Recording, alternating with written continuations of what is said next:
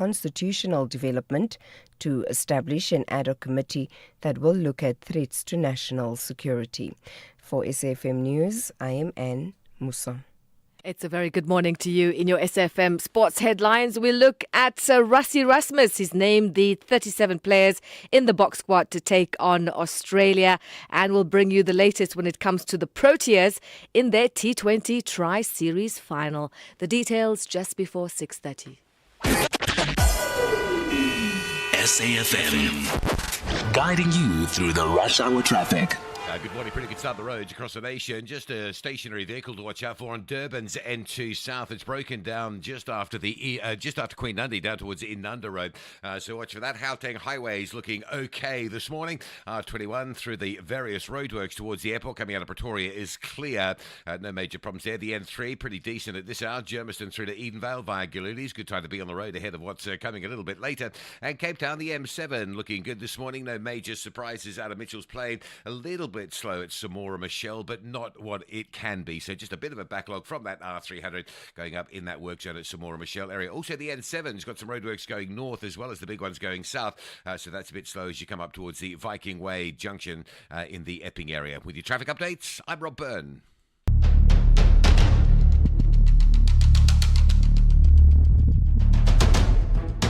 The Morning Brief with Thulasizwe Simelane. Weekdays, Monday to Friday, 6 to 9 a.m. The Morning Brief with Thulasizwe Simelane. Weekdays, Monday to Friday, 6 to 9 a.m. 7 minutes after 6 on this Thursday, the 24th of July 2025. You're listening to SAFM 104 to 107, and we are leading the conversations that move us. Welcome to it, the Thursday edition of The Morning Brief. I'm Thulasizwe Simelane. Come, let's huddle together over the next 3 hours, share knowledge between us, hopefully light each other's intellectual wicks, and of course, sharpen each other's perspectives on the key and consequential news events of the day. Here's some of what we've placed in your Morning Brief folder this morning. The specter of the US possibly in future imposing sanctions on some of our government and ANC leaders is raised. This after a draft US law aimed at reviewing bilateral relations between that country and South Africa passes its first legislative hurdle, as the Congress Foreign Affairs Committee adopts it with a large majority of 34 members in favor and 16 against. Important to stress, though, is that it's by no means a done deal. It's by no means a law that is ready for implementation or anywhere close to that. And it still needs to pass muster in the House as well as later on in the Senate in the United States before it could be placed before that country's president for assent. But nevertheless, it signals a major turning point in the increasingly frosty bilateral relationship between the two countries, doesn't it? And the very idea of US sanctions on a country, any country, particularly a country like ours, is extremely concerning, because the experience of countries that have been on the receiving end of that US instrument of diplomatic coercion tells us, the experience tells us that targeted or not, US sanctions can significantly derail a country's developmental trajectory. So we have full analysis for you on that in terms of the bill itself, its prospects of success, particularly when it reaches the Senate floor. What are its prospects of success? And if it were to succeed and get implemented, what would be the implications? So we'll give you full analysis. We've got a formidable lineup of analysts that we have put in place for you in the first half hour of the second hour of the show. We have Professor Evaristo Benyera, who is from the Department of Political Sciences at UNISA. Then we'll have Cobus van Staden, who is managing editor at the China-Africa Project, also a research affiliate at the South African Institute of International Affairs. And of course, we'll speak to Professor John Stremlau from Wits University, who is an honorary professor of international relations, just to dissect that particular issue in multiple directions. So that's coming up in the first half hour of the second hour of the show. Where in the country do you live and work? And are you happy where you are? Are you happy there? If you had an opportunity to move to a different province or a city, would you take it? Semigration is what they call it. Semigration has been a thing for a while now, and in its traditional flow pattern, the trend saw many people leave provinces like Gauteng and flow to the Western Cape in particular. Well, a few experts are suggesting that we are seeing a reverse semigration trend that is set to be reshaping the country's property and employment landscape, with job seekers increasingly relocating from the Western Cape back to Gauteng. That's certainly been the observation of the leading moving and relocations company, Wise Move, who report in their 2025 migration report that nearly 25% of movers from the Western Cape are returning to Gauteng or exploring alternative hubs like Gqeberha. What's that all about? So at about 10 to 8 this morning, we'll delve into those trends with Shante Venter, who is co-founder and CEO of Wise Move. They would know. They help people with their migration and movement around the country. So they've got a report. They track these trends, and Shante Venter will talk to us about those trends. But I also would want to hear from you. I know, for instance, that people from Pretoria are very loyal to their city. It doesn't matter how difficult it gets. They just don't want to move, right? And those of us who live in Joburg will say, oh no, I could never put up with that traffic working in Joburg and living in Pretoria. But try telling that to someone who's loyal to their city in Pretoria. And then lastly, let me flag this story. What's driving the apparent spike in illegal gambling operations in parts of the country? Limpopo, for example, is tackling illegal gambling centered around spaza shops head on, threatening to revoke operator licenses and even possibly shut down those shops that have illegal gambling operations, either shut them down temporarily or permanently. The province has confiscated over 1,000 illegal gambling machines in the last 36 months, and some of them were said to be destroyed yesterday.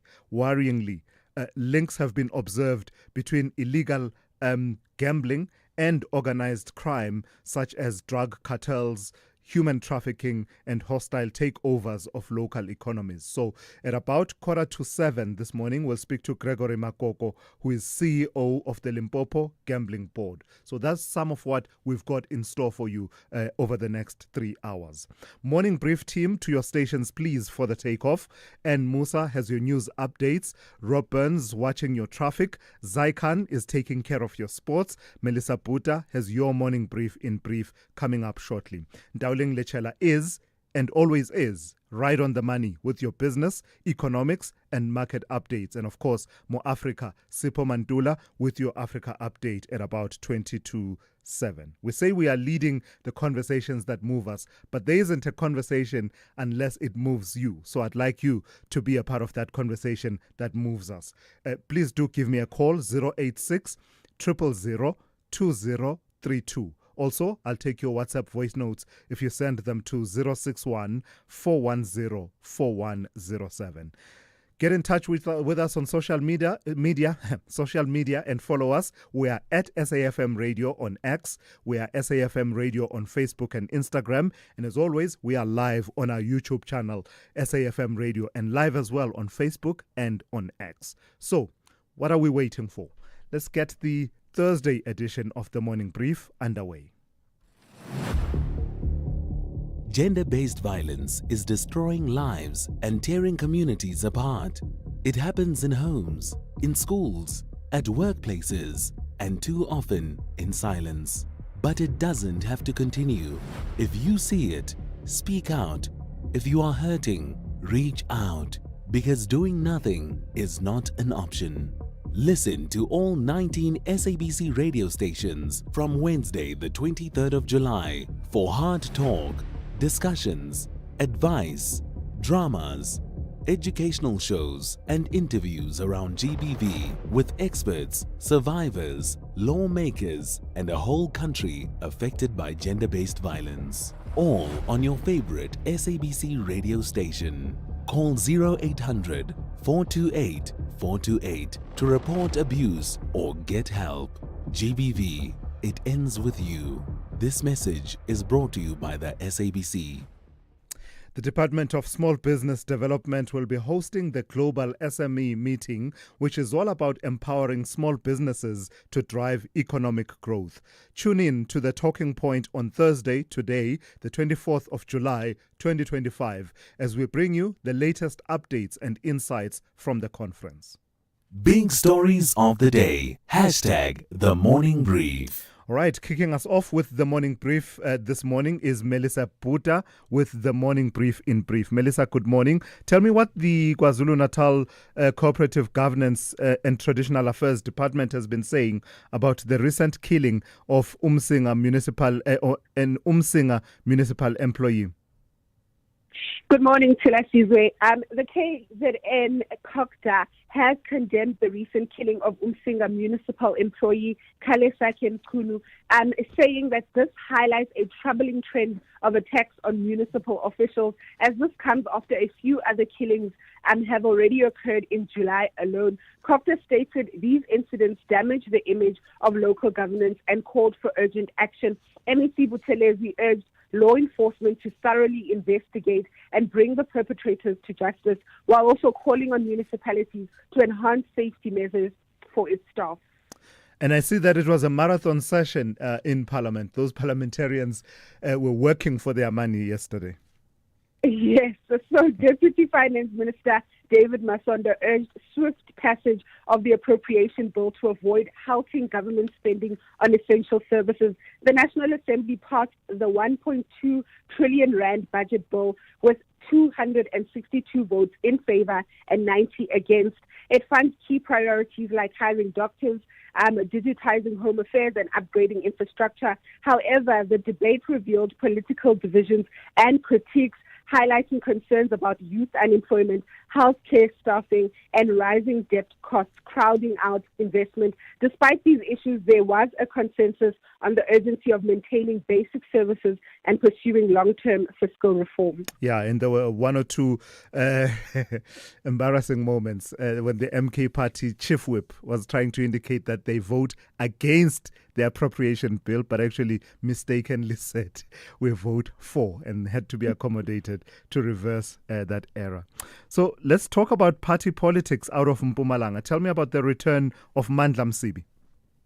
So controversial former ANC Mpumalanga provincial treasurer Mandla Msibi has returned to provincial ANC politics after serving a 1-year suspension for disruptive conduct. Suspended in April of 2024 for allegedly trying to disrupt the party's January 8th event in Mbombela, Msibi's 3-year sentence included 2-year conditionally suspended. His reinstatement was confirmed by ANC Provincial Secretary Muzi Chirwa, though tensions remain, particularly with the provincial chairperson Mandla Ndlovu. Msibi was previously charged with murder. However, those charges were later withdrawn.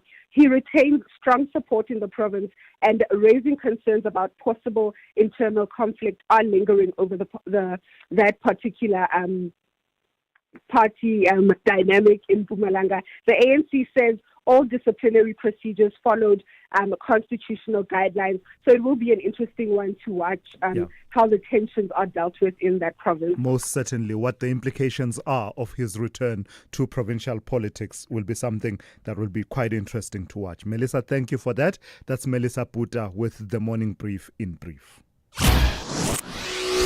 Thulasizwe Simelane on SAFM. On the weather front, all clear as far as warnings are concerned. So straight to your weather then. Pretoria will be partly cloudy with isolated showers and thunder showers with a minimum of 7 and a maximum of 20. Johannesburg, partly cloudy with isolated showers and thunder showers, 6 to 18. Mbombela will be partly cloudy with isolated showers, 11 to 21. Polokwane, partly cloudy with isolated showers, 7 to 19. Mahikeng will be partly cloudy with isolated showers and thunder showers, 6 to 20. Bloemfontein will be partly cloudy with isolated showers and thunder showers, 8 to 19. Kimberley will be partly cloudy and windy with isolated showers and thunder showers, 7 to 21. Uppington, partly cloudy and windy with isolated showers and thunder showers, 9 to 24. Cape Town will be cloudy with a minimum of 12 and a maximum of 17. George will be partly cloudy with morning fog patches, becoming cloudy from the afternoon with light rain mainly from the evening with a minimum of 8 and a maximum of 19. Gqeberha will be fine, becoming partly cloudy with isolated showers and rain in the afternoon with a minimum of 9 and a maximum of 22. East London will be fine, becoming partly cloudy with isolated showers and thunder showers in the afternoon with a minimum of 11 and a maximum of 22. Durban will be partly cloudy in the morning, otherwise fine, 13 to 24. Richards Bay will have morning fog patches, otherwise partly cloudy, 12 to 24. And lastly, Pietermaritzburg will have morning fog patches, otherwise partly cloudy with isolated afternoon showers and thunder showers, 8 to 22. This July, journey beyond the horizon with Chasing the Sun. 5 mesmerizing episodes every Sunday at 7:30 on SABC2 from 13 July to 10 August. Feel the thrill of the adventure, the power of discovery, and stories that light up the skies. Missed an episode? No worries. Stream anytime, anywhere on SABC Plus. No subscription required. Chasing the Sun. Your Sunday nights just got brighter. Tune in to SABC2, Sundays at 7:30 or watch on SABC Plus on demand. For the love of the game. Worldview Update, bringing you closer to international or global news. Yeah, for that, let's return to a story we told you a few days ago, Japanese politics, electoral politics in particular. In the wake of a bruising electoral setback for his Liberal Democrat-led coalition, Japanese Prime Minister Shigeru Ishiba is batting off rumors and speculation about his possible resignation. Instead, the Japanese premier says he remains steadfastly focused on seeing to the implementation of a recently sealed U.S. trade deal that will see the U.S. tariffs on Japanese imported vehicles reduced from 25% to 15%. The speculation follows mounting internal and external pressure over the LDP's weakened grip on power and contentious trade negotiations with the United States. So let's get a perspective from Professor Mieko Ikegame, who is a visiting professor based at the Thabo Mbeki African School of Public and International Affairs at UNISA. Prof, good morning. It is an honor to speak to you. So let's start with the implications of the loss. The coalition had needed 50 seats to retain control of the upper house. This after, of course, losing the lower house in October. Is it traditional in Japanese electoral politics that after such a performance as the LDP coalition had in the election over the weekend, that there will be consequences in as far as leadership of the party is concerned, as well as the position of Prime Minister? Oh, thank you. First of all, thank you for giving me opportunity to address to the people in South Africa from my point of view. I'm sitting in New York, hearing what's going on in the world and put Japan into the world perspectives. I must say this loss of the LDP in the election at the House of the Councils is not really for the first time. LDP has been a dominant party for many, many years, but this trend has been going on, particularly since the Prime Minister Abe was assassinated, and the traditional faction system of the LDP party was dismantled by the Prime Minister Kishida, the successor of Abe. This has really loosened the foundation of LDP situation.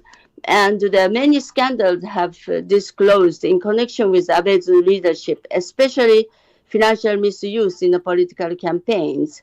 And Japanese people are not happy with the current stagnated economic performance, high taxes and inflation and so on.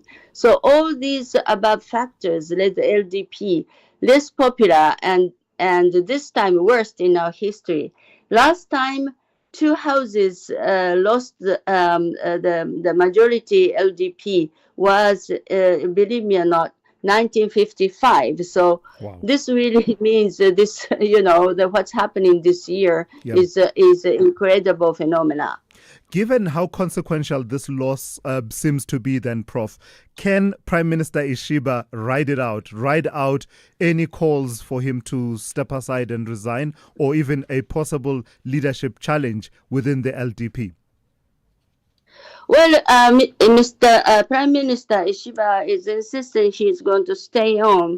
But, even within the LDP, there is a voice saying that he should step out, taken as a responsible person for the result of the election, losing the both, position in both houses. But in my view, the situation of LDP not being the dominant political party in Japan is a good thing, as it is a bit like South Africa, where there are many other parties coming in, and the population will feel much more responsible for the decision of electing the politicians who makes the decisions for the future of Japan. So in my view, this is a good system, but it is a challenge for the Prime Minister how to cope with this new system. He has to. He cannot take advantage or take it for granted that the LDP will make the decision for anything, but he has to continue to consult with each political parties to ally with them, and in the way it is a good thing because political decision will be based on the consultation, and the role of the other 14 political parties will have a significant role in the direction of the politics in Japan. All right, Prof. Thank you for your time this morning. Hopefully, we can catch up again as developments unfold in Japan. That's Professor Miyako Ikegame, who is a visiting professor based at the Thabo Mbeki African School of Public and International Affairs at UNISA. This is SAFM Sport with Zai Khan. Good morning. And that look? Good morning, Zai. Yeah. We have a new look squad, by the way. Yeah. Tell me about that. The master, Rasi Erasmus, is at it again, doing his tactics. His tactics. Yeah? More like a chessboard. Yes. He's moving the pieces around. Moving the pieces, moving the pawns, moving the... pawns and the kings. That's how he moves, is our strategic Springbok chess maestro, also known as the Springbok coach, Rasi Erasmus. He's got 37 men for the upcoming Rugby Championship test against Australia. And that's set for 16th of August, Ellis Park in Johannesburg, as well as the 23rd of August at Cape Town Stadium. Now he'll be having 24 Rugby World Cup winners and 5 recent debutants: Ethan Hooker, Esenati Nhlabakanya, Boan Fenta, Marnus van der Werve, Kobus Visser, all training, as well as the junior Springboks, who are Batupile Shlekani, Cheswell Euster and Hashim Peed, are part of a talent development push. In the meantime, 8 world champion junior Springboks and 13 club players are in the Western Province squad for the 2025 Currie Cup. Western Province get their campaign underway against the Vodacom Bulls at Cape Town Stadium on Saturday. Junior box captain Riley Norton, who lifted the World Rugby Under-20 Championship trophy, is joined by teammates Zola Nyali, Wandile Mhlaba, Oliver Reed, Herman Lube, Sia Ndlozi, Dominic Malgas and Gino Cupido, who are in the senior Western Province squad. Now, more rugby with the Springbok women. Their assistant coach, Lorian Johannes Hopp, says the team is determined to assert dominance in their traditional strengths, especially at the set piece when they face the Black Ferns in Cape Town on Saturday. So we're seen as a very set piece dominant team. Yes, we are still going to be a set piece dominant team. However, adding some more variety and more more spice to it in our attacking play is really something special. And I think our head coach brings a wealth of experience in the attacking arena. So to put something extra on the table is always exciting. And to see how well our girls execute that plan is even more exciting. Let's go to soccer. Kaizer Chiefs right back Zita Kunika is very much back in the fold after many thought he was on his way out of the club. Now he says he's received sufficient game time during the recent European pre-season tour in Holland. In person, I think it was good for me, but that's the thing in football. It's not mainly about you, because for me to do well, I need my teammates. So personally, I'll take the fitness part of it, because that one works for me personally. But as a team, that was important in how we sync, how we bring the other guys into the group, how we grow going up and getting better as a team. So I think it was a great one, effective one for the group at large. So yeah. And finally, cycling, Jonathan Milan claiming his second victory of this year's Tour de France by winning a sprint finish on stage 17. We'll cycle back, top of the hour with more sport. I'm Zai Khan.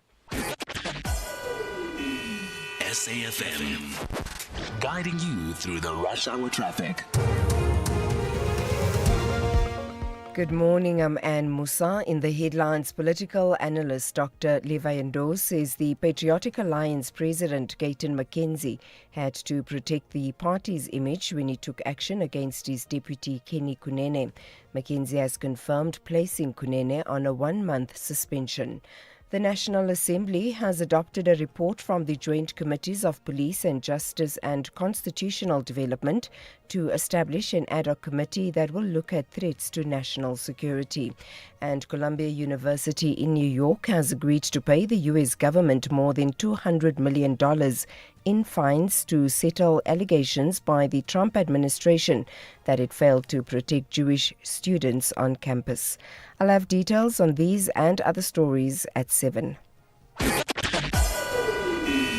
SAFM, guiding you through the rush hour traffic. Good morning. Busy coming out of Pretoria with the crash on the M1 South. This is just by Linwood Road, so coming through from Storenville Road down through the N4, Emelacheni Highway on your way towards Linwood Road. 2 lanes are closed, and that traffic backing up pretty quickly as well.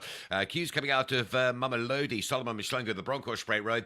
No traffic lights there this morning, and that's already getting quite busy. And a crash on the very busy Mike 1 North before Carr Street, so coming up from Ormonde through Boyson's double-decker via Crown, all very heavy on that Mike 1 North, even worse than normal. Durban side this morning, still dealing with the breakdowns on the N2 southbound, just after Queen Nundy Drive. Watch for that. The N2 Toti through Prospector, not looking too bad, getting busy, but not outrageously congested at this stage. And Cape Town, it's just been a crash, N1 into town by Plattekloof Road. Traffic already pushing back towards the Belleville area, and it looks like there's probably an issue with the traffic lights again. They're sort of on-off on a daily basis. Stellenbosch Arterial, very slow, leaving the Blackheath side towards the R300 as you head out towards the Delft area. Rob Byrne, SAFM Traffic. The business update on SAFM. For that, let's turn to Ndauling Lechela. Ndauling, good morning to you. Let's start with an update from Alphabet. Tell me about them increasing capital spending amid this AI boom. Morning, Tula. So Google's parent company has raised capital investments for the 2025 financial year to $85 billion from the previously expected $75 billion.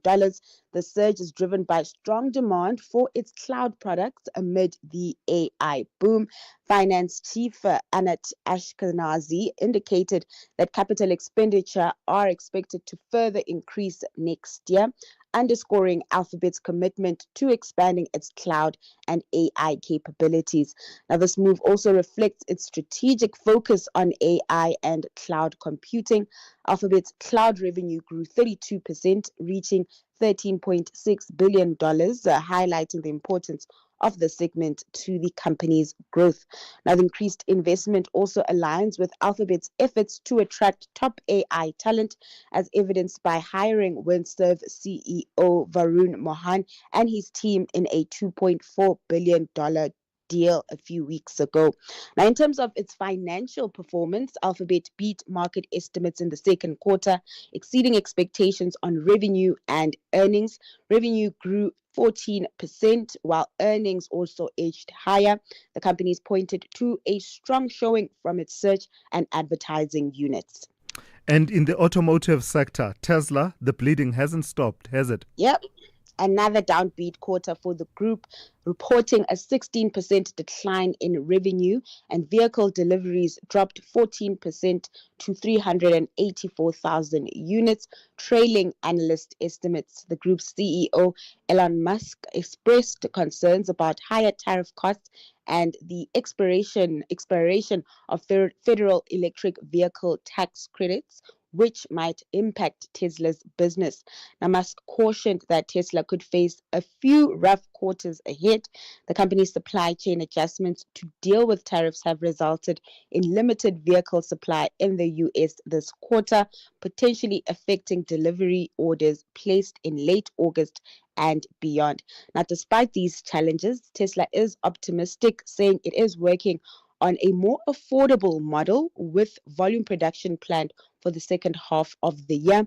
The company is also advancing its self-driving technology, although it lags slightly behind Alphabet's Waymo in commercial robotaxi services. All right, recap for us how we closed yesterday and how those markets that have opened have been performing. So sentiment still upbeat to us, with investors cheering trade developments. U.S. stocks in the green, with the Dow Jones leading the gains, closing over 1% higher in yesterday's session.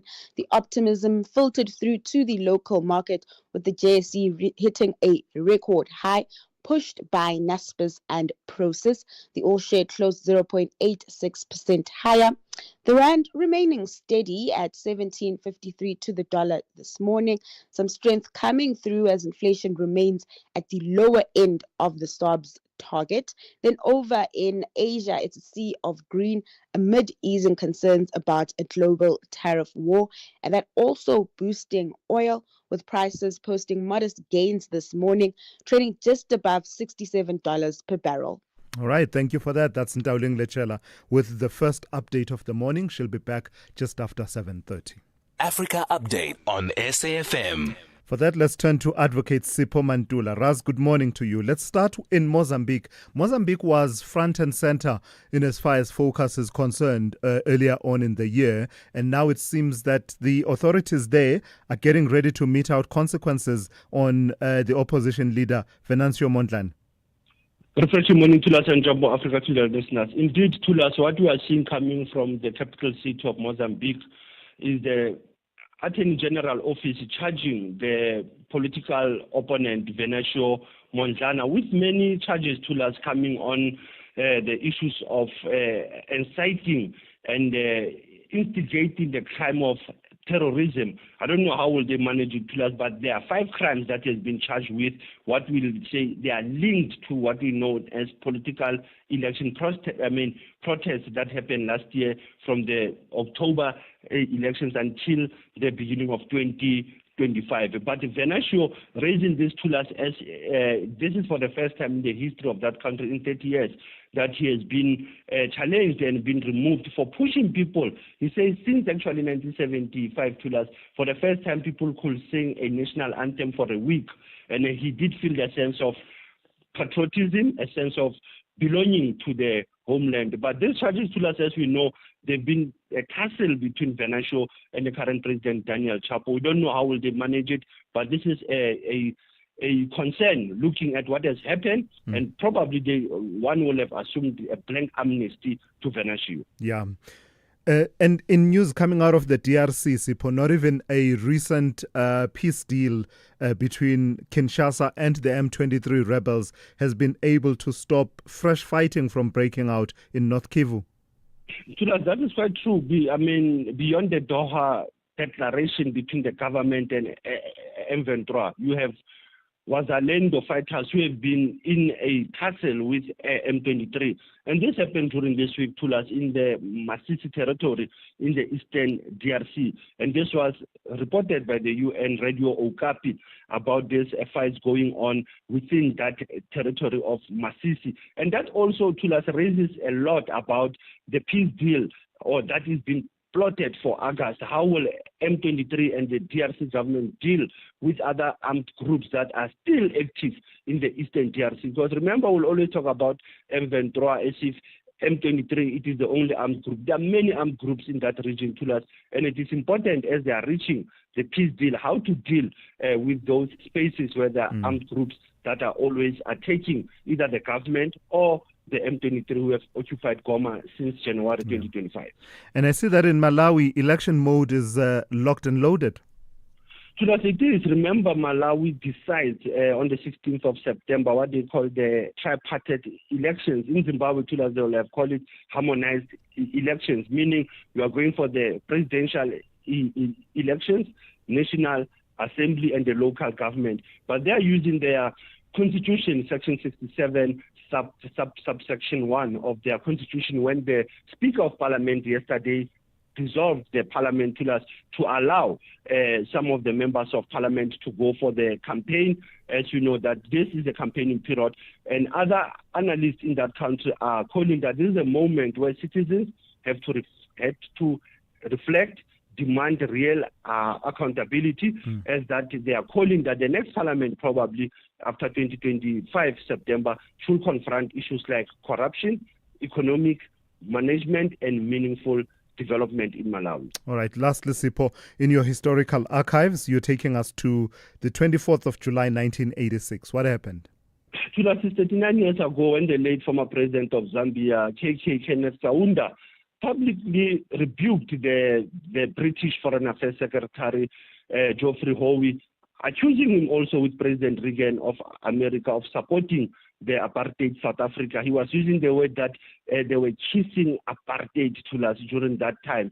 But also Reagan went on to raise even the then British Prime Minister Margaret Thatcher, also saying that he was conspiring to defend white supremacy that was in the then apartheid South Africa and resist that international pressure for sanctions. KK didn't mince his words to us. He was very clear about the liberation of South Africa in those years. Hence, it is important to always raise this U.S.-British foreign relations with South Africa. It is coming far to us, and it is important that we always have to draw the archives from our founding fathers and mothers of the frontline stage. Asante sana Thulas, especially in the conversation, SAFM observing the International Mandela Month. Sipho, thank you for that. That's Sipho Mantula there with your Africa update for this morning. Despite defeats in the semi-finals, the Black Queens and Banyana demonstrated real character. They are now hunting for the bronze medallion and the third place finish. This is the Total Energies Women's Africa Cup of Nations Morocco 2024. Catch the meeting between the West and the South. Ghana tackles South Africa this Friday, 25 July at 5:30 p.m. Streaming live on SABC Plus, SABC 3 and SABC Sport on DTT Channel 4. Also available on SABC radio stations at 6 p.m. Where Africa competes, South Africa connects. Proudly brought to you by SABC Sport. For the love of the game. SAFM, in collaboration with the Standard Bank Joy of Jazz, brings you the Jazz for Young People concert happening at the National School of the Arts on the 26th of July 2025. Tune in to Seasons and the Soundtrack of Your Life, broadcasting live. This unique event is a powerful celebration of youth, creativity, and community spirit. Bring the whole family to enjoy a wonderful day of world-class jazz from young musicians, curated by Zoe Mudicha, featuring National School of the Arts Band, Willow Crescent Magnet School of Music Band, Biko's Manor, and many others. Have fun while doing good. Tickets are available at Quicket for just 80 Rand and 50 Rand for kids under 12. SAFM, leading the conversations that move us. You are listening to The Morning Brief with Thulasizwe Simelane. 16 minutes to 7. The Limpopo Gambling Board, in collaboration with the Provincial Department of Economic Development, Environment and Tourism, they've both issued a stern warning to all spaza shop owners who continue to allow illegal gambling activities within their premises. Spaza shops facilitating illegal gambling will soon face serious consequences, including the closure of their businesses and the possible withdrawal of operating licenses and permits. The Limpopo Gambling Board, backed by that Department of the Economic Development in the province, the SAPS and other provincial partners, they've already confiscated over 1,000 illegal gambling machines over the past 3 years. Let's speak to the CEO of the Limpopo Gambling Board, Gregory Makoko. Good morning to you and thank you for your time. So how big a problem is this, the issue of illegal gambling operations linked to spaza shops? No, thanks. Good morning to Thulasizwe and listeners of SAFM. Yeah, basically it's a bigger problem in the province in terms of the issue of the illegal gambling machines that we find in spaza shops. And as we have actually indicated, that spaza shops are actually licensed by the department through municipalities. And as part of what is actually happening is that some of the spaza shops are actually using illegal gambling machines, which is actually affecting our provincial fiscus, but also creating more problems for the province in terms of other social ills that we cannot be able to detect because they are not registered with us in terms of those particular illegal gambling machines. So we are just appealing to our communities to make sure that they don't use those illegal gambling machines, as they will all be arrested by the SAPS together with law enforcement agencies of the Limpopo Gambling Board. So when you follow through, what's the trend? Is it usually the spaza shop owner deciding that I want to boost revenue and therefore I'm going to acquire this machine, or is it a collaboration with someone somewhere coming in and placing this machine at the spaza shop? And if so, who's that someone? Yeah, currently what is happening is that the spaza shop owners are being approached by these illegal operators to actually promise them money that if they use this or accept those machines, will actually get some profits. And in terms of what is actually happening is that we have managed to arrest some of the operators who actually discipline those machines, and some of the spaza shop owners, because they are also complicit to the issue of the crime if they're actually also allowing those illegal gambling machines to be in their spaza shops. And tell me about the confiscation then of these machines. I understand you've confiscated, about 1,000 or so in the last few years? Yes, we have actually confiscated more than 1,000, but yesterday we had an event where we had the Honorable MEC Mative, who was actually leading the campaign to actually destroy those machines that were actually confiscated during the period of October to April and to June, which is about 373 machines that we destroyed yesterday at one of the scrapyards in Polokwane. So the trend is that most of the machines that we destroyed yesterday were coming from Sekhukhune, followed by Capricorn and Mupani, but I think basically that's the trend that we're actually seeing, that there are more machines are being distributed in our rural communities, but also in the townships. So what about the issue of consequence management? You are saying that the spaza shops that allow this illegal gambling to happen within their premises will face consequences such as, the possible withdrawal of operating licenses or permits. When do you start doing that? Because someone listening might say that should always have been the consequence of undertaking an illegal activity in what is supposed to be a legal business. The issue of withdrawal of licenses, that is a process that will be undertaken by the Department of Economic Development, Environment and Tourism, led by our Honorable MEC Mative. From our side, as Gambling Board, will actually be arresting those that are actually operating those machines. But in terms of the time frames for withdrawal, that is what is actually being communicated by the department, because in most of the cases we'll be collaborating with the department to actually do those particular raids together with South African Police Service in terms of the processes. So from our side, in terms of illegal gambling, what we do, we confiscate those machines. We then have sanctions or consequence management will involve people paying penalties or fines for actually using illegal gambling machines. In some cases, they have to appear in court after they've been arrested, and the court will then impose some sentences, of which we are saying there should be some severe sentences Lastly, so that they're able to, yes. Lastly, Mr. Makuko, to the extent that there's someone who doesn't understand the socio-economic consequences of this phenomenon of illegal gambling, particularly localized at levels such as spaza shops, what are those? Why is this a trend that is of concern to you? For us, as the Limpopo Gambling Board, we are saying those people who are actually distributing illegal gambling machines, we cannot be able to monitor or evaluate what they're actually doing. That with the result that people might be addicted and you might not be able to know who are those particular users. The other major impact is on the economic impact for the province, because those people are actually not paying any levies or taxes to the provincial fiscus, with the result that as a province we are appropriating money that could be used for socio-economic development in the province. The other matter is that obviously those operators are not registered with the Department of Employment and Labour and also with the SARS, so they're actually avoiding to pay taxes. Yeah. So that is the impact that is actually doing on our economy. And it's not only in Limpopo, but across the country that we need to deal with illegal gambling. Absolutely. All right, thank you for your time this morning. That's Gregory Makuko, who is the CEO of the Limpopo Gambling Board. SAFM, guiding you through the rush hour traffic. Morning crash coming through Pretoria on the M1 southbound. It's happened by Linwood Road. A couple of lanes are closed. Traffic's already backing up through that N4 Emelathleni split and all the way back to Storham full. Lights are out in the capital on Solomon Mishlangu at Bronkhorstspruit. That's holding you up coming out of Mamelodi. And still a problem on Solomon Mishlangu and Garsfontein. Quite busy around that junction. It's a higher volume route, of course. Joburg crash on the Mike 1 North at Carr Street earlier this morning, causing some delays getting through Crown. The Mike 1's back to Ormonde. The M2 coming into that Crown, backing up as far as Joe Slovo. R59 from Vereeniging arriving up into Joburg, just slow coming into the Michelle Avenue junction. Bit of queuing pressure there at this stage.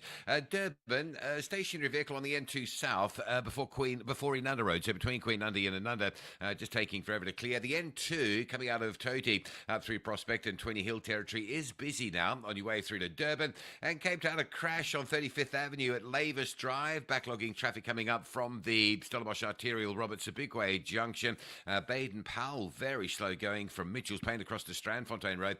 Queues of traffic. That's a busy route these days as you line up in towards that Strandfontein junction. And the M5's got a bit of queuing pressure as well from Kenilworth all the way through to Kuba. Get a change. Rob Byrne, SAFM Traffic. SA Sport Awards reflect our collective nation-building spirit. Mzansi's sport heroes and heroines have shown resilience, persistence, passion, discipline, and world-class achievements in the sports fraternity. Nominees will be announced in August. Let us celebrate #Isn'tJustAGame. Catch the 18th Annual SA Sport Awards on Sunday 24 August at 7:30 p.m. on SABC Plus and SABC Sport on DTT Channel 4, then on SABC 1 at 8 p.m. Brought to you by the Department of Sport, Arts and Culture in partnership with SASCOG and SABC Sport. Celebrating sporting excellence.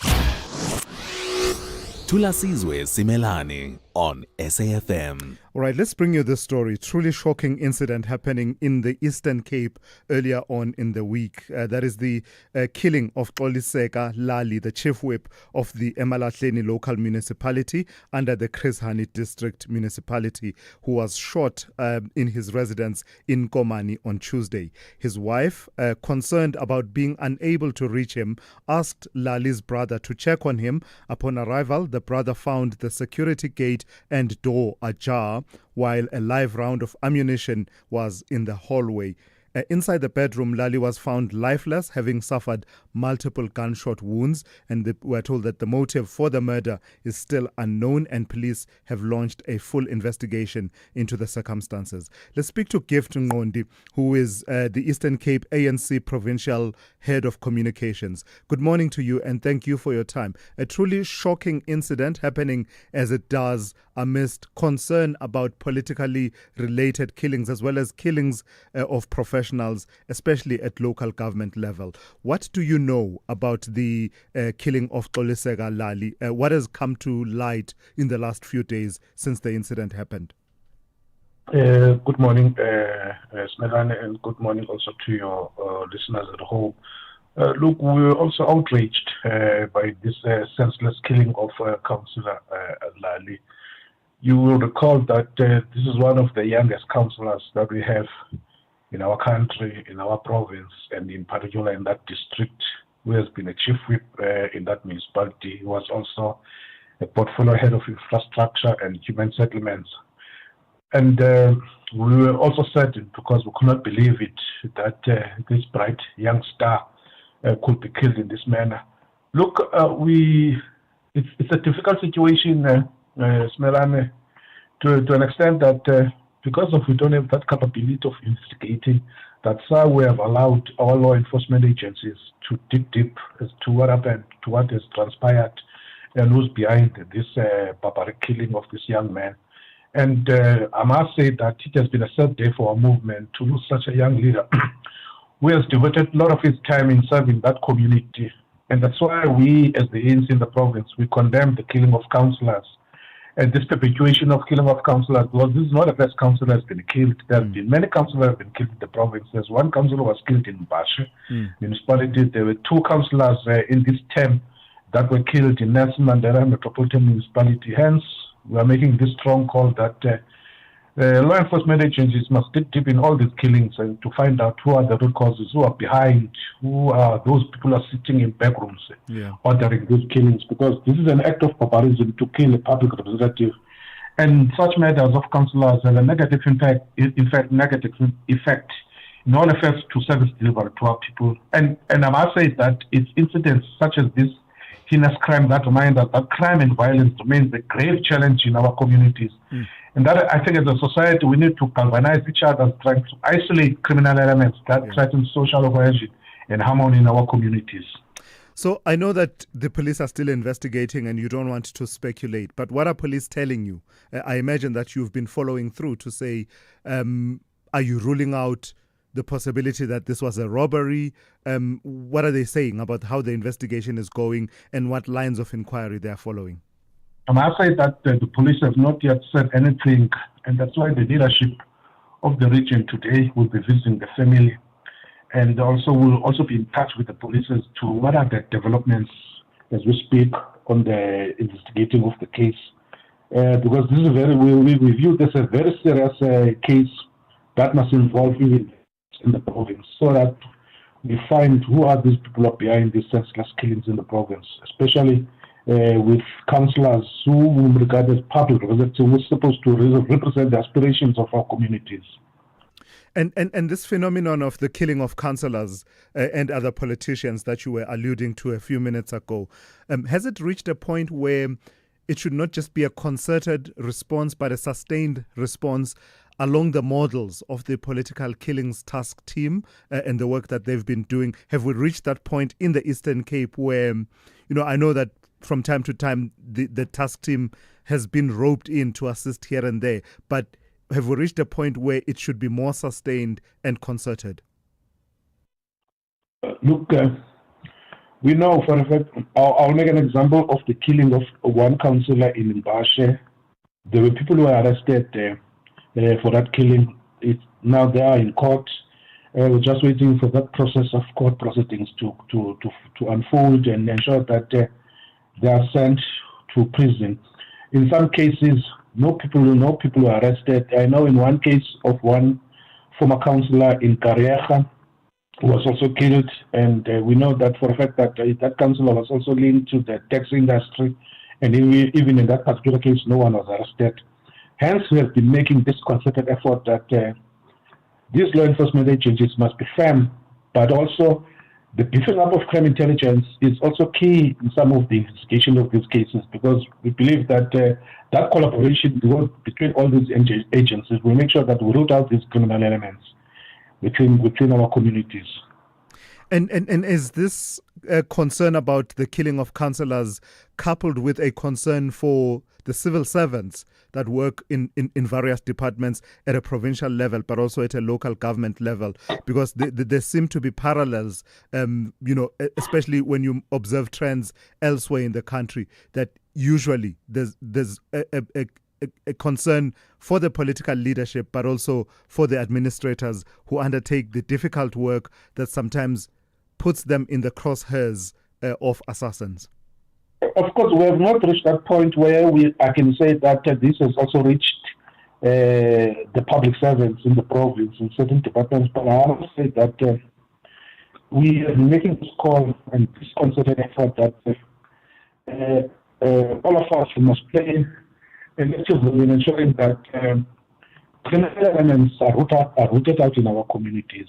Criminal elements are rooted out even in the public service, and those who collaborate with criminal elements must also be exposed, because we don't need a gangster state, we don't need a mafia state, we need a state that is capable, that is ethical, that delivers to services to our communities. Yeah. We also need a state, especially a local state, that is ethical. We need a local state that delivers to our communities, but also we need a local state which is not corrupt, that will make sure that services are rendered to our communities, and good governance is a special key focus area for our communities. All right, let's leave it there for this morning. Thank you for your time. That's Gift Ngondi, Eastern Cape ANC Provincial Head of Communications. Let's go straight to N. Musa with the latest news. Outsurance will go out of their way to try and save you money on your car insurance. If they can't, ask for 500 Rand. Time to switch and save. Call 08600 60,000 today.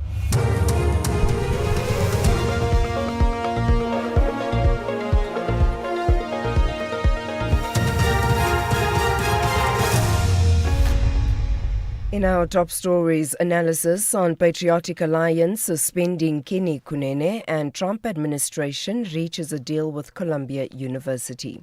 Good morning. Political analyst Dr. Levi Ndou says the Patriotic Alliance president, Gayton McKenzie, had to protect the party's image when he took action against his deputy Kenny Kunene. McKenzie has confirmed placing Kunene on a 1-month suspension. This follows Kunene's alleged association with the murder suspect. Katiso Molefe is linked to the murder of DJ Somebody. During his suspension, Kunene will neither represent the Patriotic Alliance on the Johannesburg Mayoral Committee on Transport nor take part in party activities. Ndou says McKenzie is in a difficult position considering the relationship he has with Kunene outside of politics. Political parties in South Africa are struggling about issues of legitimacy. They are struggling because citizens and ordinary voters do not trust politicians. And what they try to do all the time is to build that reputation that ordinary citizens would easily associate with these parties and trust them. So when their leaders are implicated or found in a compromising situation like Mr. Kunene, the parties have to act in order to protect their own image. The National Assembly has adopted a report from the Joint Committees of Police and Justice and Constitutional Development to establish an ad hoc committee that will look at threats to national security. The adoption comes after the National Assembly Speaker, Toko Didiza, instructed the committees as well as the Joint Standing Committee on Intelligence to urgently consider the KwaZulu-Natal Police Commissioner, Nhlanhla Mkonazi's allegations that senior police officials are corrupt, have links to criminal syndicates and interfere in police operations. ANC Chief Whip Mdumiseni Ntuli explains the suggested composition of the ad hoc committee. Consists of 11 members as follows: 4 members from the African National Congress, 2 members from the Democratic Alliance, 2 members from the MK Party, 1 member from the Economic Freedom Fighters, and other parties 2 representatives to be recommended, and report to the National Assembly by not later than the 31st of October 2025. The DA in KwaZulu-Natal has written to the Finance MEC Francois Rogers requesting he holds the funding process for companies that benefit from the National School Nutrition Program. This following allegations of serious misconduct in the Provincial Education Department. Reports indicate that companies are being put on the beneficiaries list without following proper procedures. Rogers has confirmed that the Provincial Treasury will conduct a preliminary investigation into these allegations. DA's Provincial Spokesperson on Education, Sakile Mkati. The evidence that we had, that we've now submitted for further investigation, shows a specific company that was allegedly opened by the MEC himself, and this company is featured on the list of beneficiaries for companies that the department was due to pay as awards for the NSNP. Further investigations from us show that there are several other high-ranking ANC officials, and it seems like this issue of companies that are linked to, in particular, ANC politicians that have been benefiting or are due to now benefit from the NSNP is very widespread across most districts in KZN. A man killed in an elephant attack at the Gondwana Private Game Reserve near Mossel Bay in the Western Cape has been identified as 39-year-old FC Conradi. He is the CEO and owner of the game reserve. The incident happened on Tuesday. The reserve in a statement says Conradi's death has left staff in shock. It says he was respected in both Gondwana and the broader conservation community. Police have opened an inquest docket. And finally, Columbia University in New York has agreed to pay the U.S. government more than $200 million in fines to settle allegations by the Trump administration that it failed to protect Jewish students on campus. The settlement will be paid over 3 years. The BBC's Aruna De Mukherjee reports.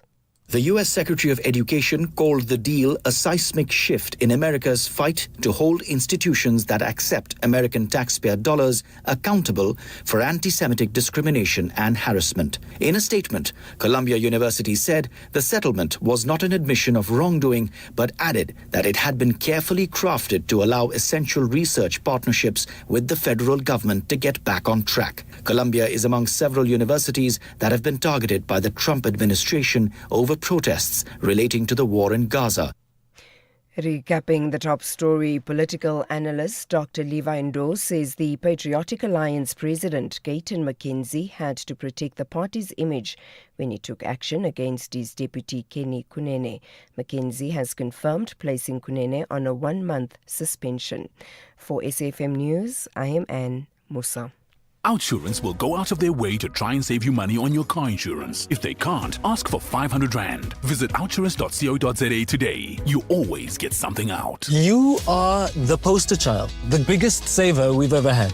I decided that I would contact Outsurance and let them work out what they could do for me. Yeah. And lo and behold, big saving.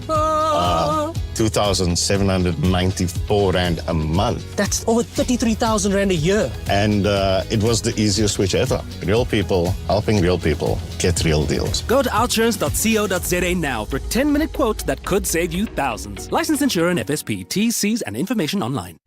It's a very good morning to you. In your SFM sports headlines, it's cricket. This time, the Proteas, Reza Hendrick, is calling for a sharper batting as the Proteas prepare for the final showdown. And it's rugby with Rassie Erasmus picking 37-man Springbok squad with fresh manpower for the Australia tests. All the details just before 7:30. SAFM. Guiding you through the rush hour traffic. 10-1 South under pressure crash down by Linwood Road. Traffic already backlogging through towards Stormful Road. So if you're coming down from Montana, there's a big backlog of traffic to work through as you head down towards that scene by the Linwood Road exit. Once you get past that, you hit some more traffic on the M1 between Brakfontein and the broken down vehicle at New Road. So busy one coming from Pretoria down through Midrand this morning. Bayers Nordia from the Rapark Ridge area in towards Fairland. Heading to Crest is pretty heavily backed up, and coming out of Rapark Ridge on Easterhope down through to Randburg, there's some traffic lights out there causing delays as well.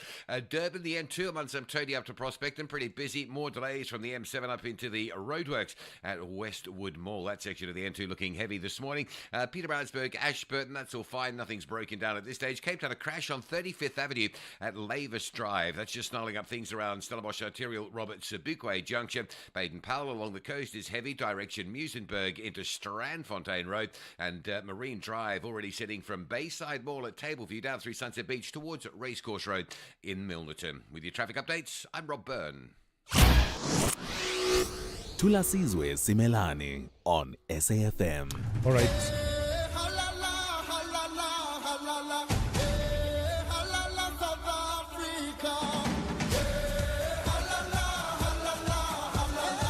My name is Thulasizwe Simelane. I play as a striker. Between working at a farm and a salon, I'd go to the farm because I love animals. We're sitting nicely, playing music, make some jokes, forget about anything that I'm going through. Where Africa competes, South Africa connects like Wi-Fi.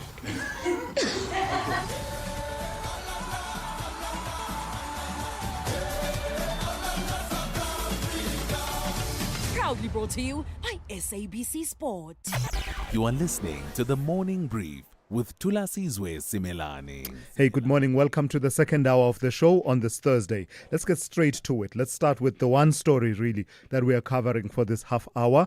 A draft U.S. law aimed at reviewing bilateral relations between the country and South Africa and possibly imposing sanctions on certain ANC and government leaders has taken one step forward in the U.S. Congress. The U.S.-South Africa Bilateral Relations Review Act of 2025 was introduced to Congress by Republican Representative Ronnie Jackson of Texas. It lists a litany of alleged infractions that are said to warrant the conclusion that, and I quote here, the South African government's foreign policy actions have long ceased to reflect its stated stance of non-alignment and now directly favor the PRC, that's the People's Republic of China, the Russian Federation, and Hamas, a known proxy of Iran, and thereby undermine United States national security and foreign policy interests, end quote.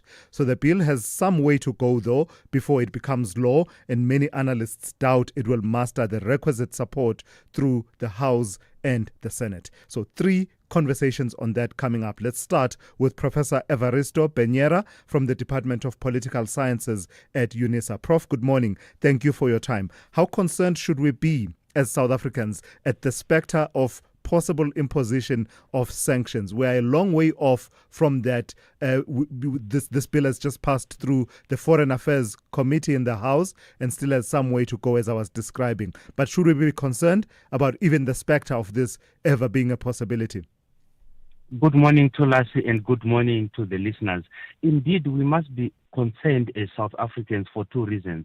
The first one is that President Trump has been very interested in South African politics, and this will actually increase his resolve, if not his ammunition.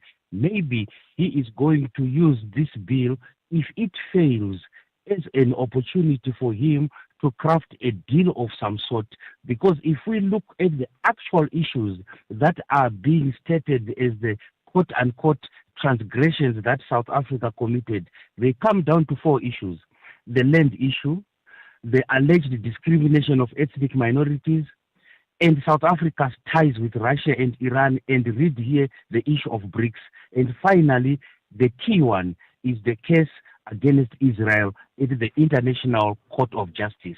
So my view is that if the bill is going to fail, Trump can use either an executive order, or if he does not, he can decide to make a deal of some sort that will result in South Africa withdrawing its case from the ICJ or any other similar activity to Lassie. Yeah, just looking at the reasons cited in the bill, I just got a sense that they're so varied and so many that even if you were to take away the ICJ case, you would still have a lot of issues. I mean, it even lists issues such as the failures in governance, the power outages in South Africa, Transnet, and the likes. Is there something South Africa could have done to avoid finding itself in the crosshairs of lawmakers in the United States in the way that we're finding ourselves now?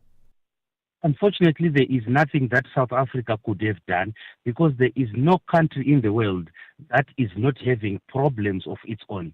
It becomes a huge challenge when a powerful nation such as the United States discards diplomacy and dialogue as the first options and goes for sanctions as the, if you prefer, the preferred way of settling domestic issues of another country.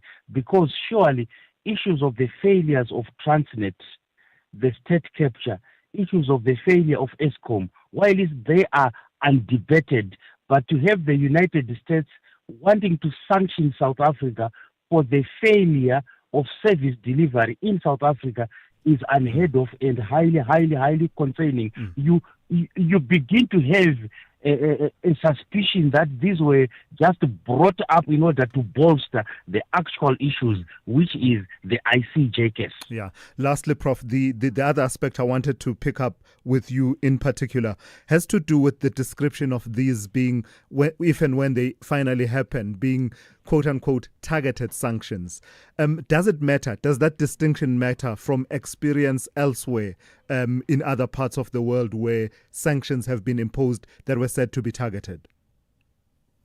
Thanks very much for that question, Thulas. And elsewhere here, I read it to mean Zimbabwe. We've had targeted sanctions imposed on Zimbabwean companies and Zimbabwean top ZANU-PF officials, and the end result was that it had a devastating impact on the economy and on the ordinary people of South Africa. So no matter how much these sanctions are crafted, as long as they are under the global Magnitsky Act, they will have the net effect of impacting the ordinary South African on the street, not just the alleged elites that are targeted in this case. All right, thank you for that. That's Professor Evaristo Peñera from the Department of Political Sciences at UNISA. Let's move on now and bring in Cobus van Staden, who will weigh in on the other aspects of that particular bill that is passed through the House Foreign Affairs Committee in the United States. Cobus is managing editor at the China-Africa Project, but also a research affiliate at the South African Institute of International Affairs. Good morning to you, and thank you for your time. Just starting off, your broad overview and thinking around this particular bill. How concerned should we be as South Africans at the spectre of this bill ever seeing fruition, with the result that the relations between the two countries would be reviewed in the manner described and possible imposition of sanctions? I think we should be concerned, but we should maybe not freak out. So this if it goes forward, the bill would kind of force a regular review of the relationship, which is not good news. Because obviously, South Africa would like to have a friendly and productive relationship with the United States. I think what actually makes me worried is that it's evidence of a larger campaign, particularly on the Republican side in the United States against South Africa, not particularly on the basis of anything. They obviously have a list of reasons of stuff that they don't like, but kind of at the heart, because at the heart it attacks some of the kind of core post-apartheid projects, particularly land restitution. So I think that is a worrying sign. Yeah. Did you pick up the geopolitical features of it, and what did you make of them? The sort of long-going, rivalries that the United States has had with various countries, the Russian Federation, People's Republic of China, and of course the issues with Iran and South Africa being thrown into that mix? To my mind, China really lies at the heart of this. Because South Africa's Iran relationships are not that strong, actually, in reality, I think the United States is obviously very worried about growing Chinese influence in the global south. And I think South Africa has to a certain extent become a target because of that. It's also the fact that this pressure is combined with economic pressure, with tariffs, means it's forcing South Africa to look more to China, as it's trying to save its economy from 30% tariffs. So it has the kind of weird effect of reinforcing the China-South Africa relationship, even if it's trying to attack it as well. And lastly, talk to me about the big issue, really, that's as Prof. Peñera was saying a few minutes ago, that appears to lie at the heart of it all. Do you think that the case that South Africa has brought in the ICJ against Israel really is what the actual gripe is about, and everything else just clothes what the actual grievance is, being the case against Israel, as well as what the United States is calling the ANC's alignment with Hamas? Yes, I agree with the professor. I think this really lies at the heart of it. The issue isn't the issue is that that this is a small global south country using the mechanisms of the liberal international order to draw attention to a massive human rights abuse by a key American ally. So that ends up being the issue. Like it's not only about South Africa, or even South Africa's relationship with anyone in the Middle East or even with Israel. It really is about the global South, pushing back against U.S. power and the actions of the U.S. and its allies. And so it has this kind of global implication, around kind of U.S. governance. And particularly the access that global South countries have to the tools of the global liberal international order, particularly the International Court of Justice. So it has all of these kind of larger implications for other kind of foreign policy, kind of issues that the U.S. might get into, and possible pushback from other parts of the global South too. So in a weird way, South Africa has become this kind of epicenter of this larger kind of global dispute. All right. Thank you for your time and your insights this morning. That's Kobus van Staden, who is managing editor at the China Africa Project and also a research affiliate at the South African Institute of International Affairs. And listening to all of that and to tie it up nicely for us is Professor John Strimlau, who is Wits University Honorary Professor of International Relations. Good morning to you, Prof, and thank you for your time. So it's one small step for a bill, but is it a major leap backward for relations between these two nations? Well, they didn't mention, my colleagues previously did not mention Donald Trump. He is an anomaly in American history, but not so much so that anti-liberalism is tearing apart America again, and it's a very polarized scene. And Trump is a white nationalist and a fundamentalist, and he is a racist, and he does not like a successful South Africa that stands for liberal values, and that's the heart of the matter.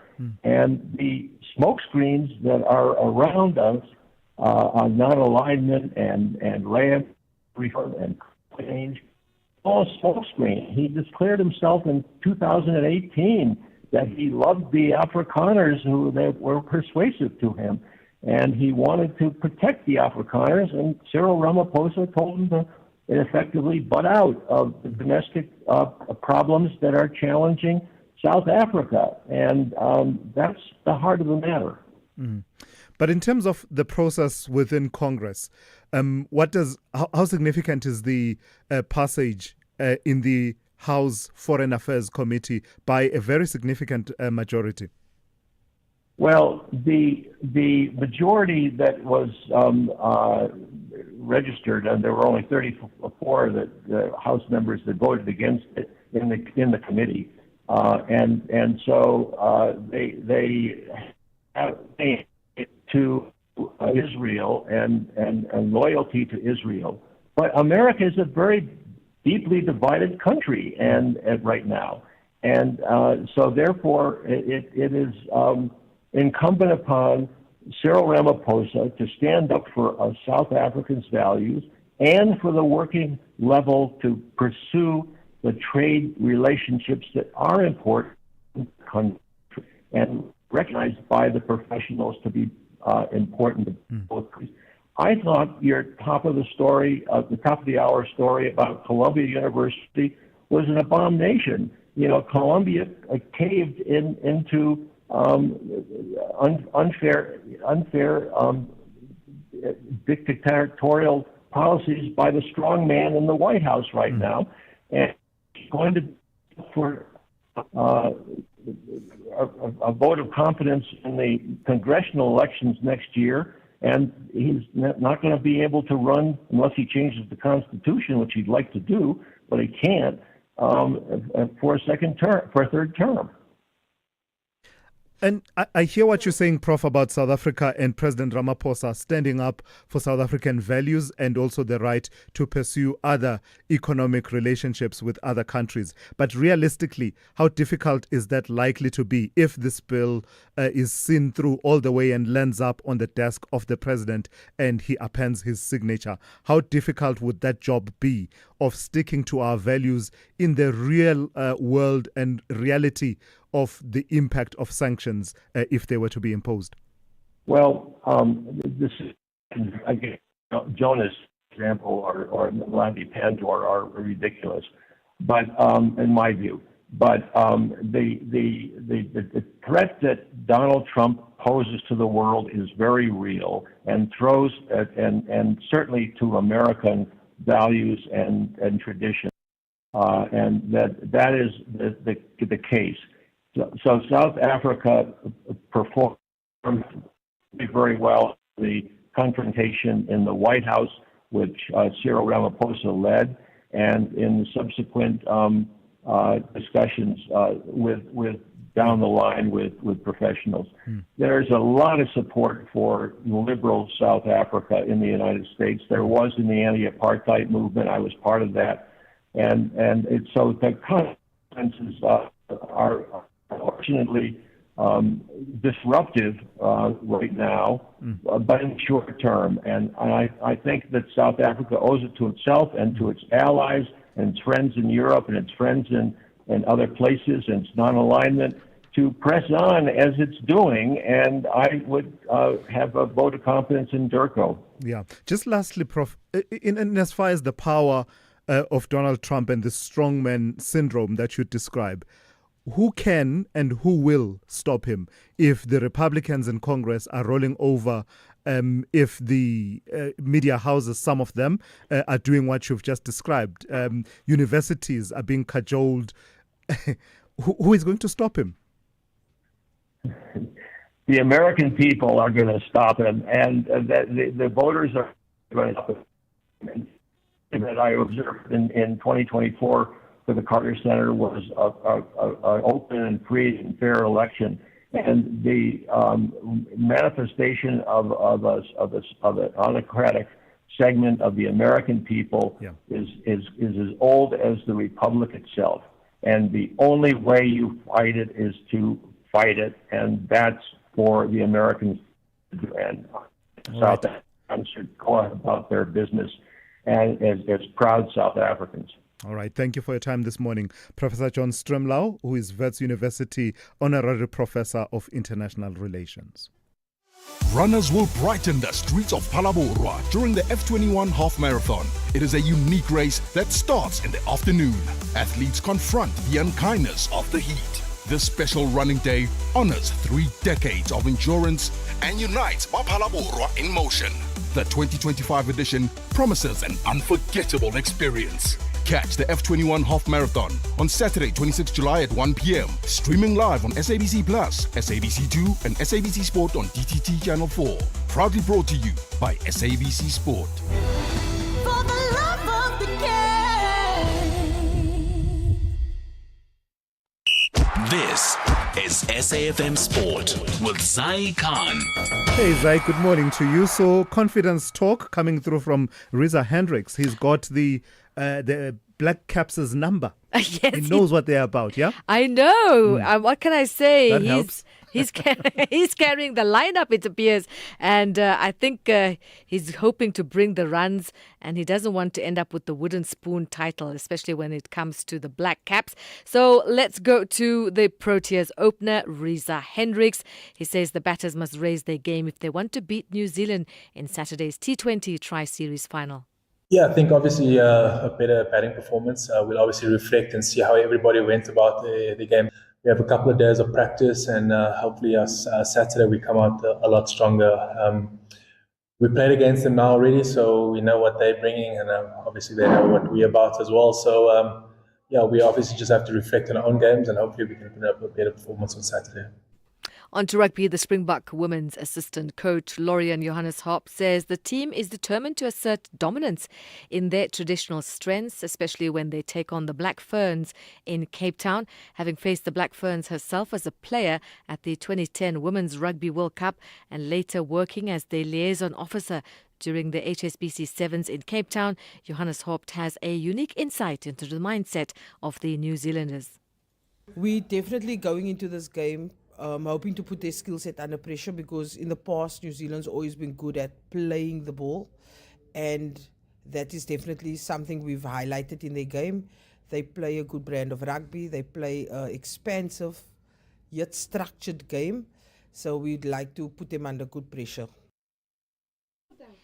Soccer, Kaizer Chiefs right back Zita Quinica is very much back in the field after many thought he was on his way out of the club. Now, Quinica is a Chiefs product from the Youth Academy. He also played at Chippa United and Bidvest Wits, and he believes that confidence levels are high despite losing 4 of their 5 matches that were played in Holland. Performance, I think we did well because we gradually grew as a team from the first game to the last game, and taking into account the rest and whatnot, the training sessions. So I think we did well and the boys felt good. I think confidence after a year is a bit high. And finally, athletics. Bayanda Walaza, the world's fastest teenager, is remembering the moment when he overheard a conversation about what it would cost to attend a top school that could nurture his sprinting talent. Everything changed when the Ruta Sechaba Foundation gave Walaza a scholarship to attend Kuro Hazeldean in Pretoria for his matric year.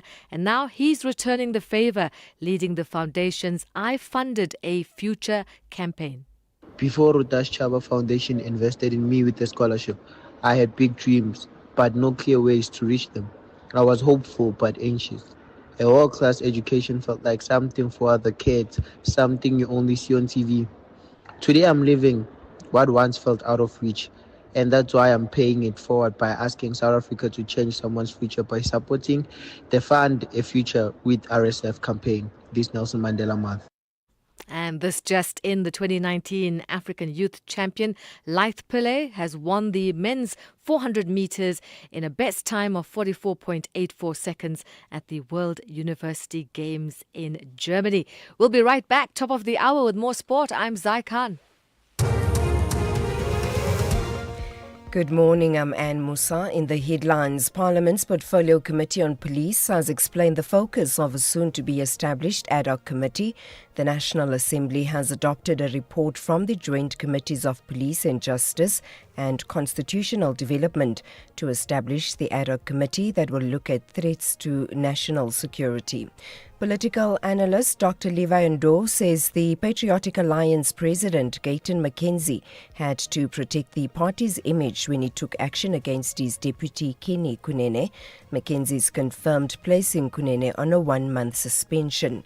And the ANC in the Northern Cape has won Ward 1 in Kimberley following yesterday's by-election.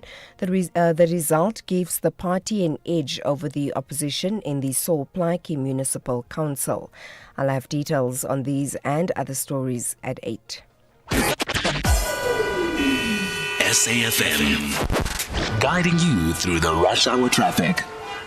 Morning traffic in from Spruitview, heading up the N3 to Joburg, slower than you'd like. Queues up at Heidelberg Road. After that, from Elands up to Galulis, that section of the N3 through Bedfordview remains heavily backed up. Crash before Car Street, been with us all morning. The Mike 1 from Ormonde, very slow up into Joburg. Behind that, the M2, still queuing from Joe Slovo Drive and looking pretty heavy as well. N14, on your way to Pretoria, going to be asked to sit in traffic this morning into Brockfontein Interchange. You might want to duck off at the R55 to avoid the worst of that. The N1 south from Montana, all jammed up through to the N4 Emily split. There was a crash after that N4 down at Linwood. It's been cleared. There's a really big backlog on that N1 south, at least as far as the sort of N4 and Hatfield split. No lights this morning. Solomon Mshlungu and Gasfontein Road. That's been A problem for a while. It's still very busy.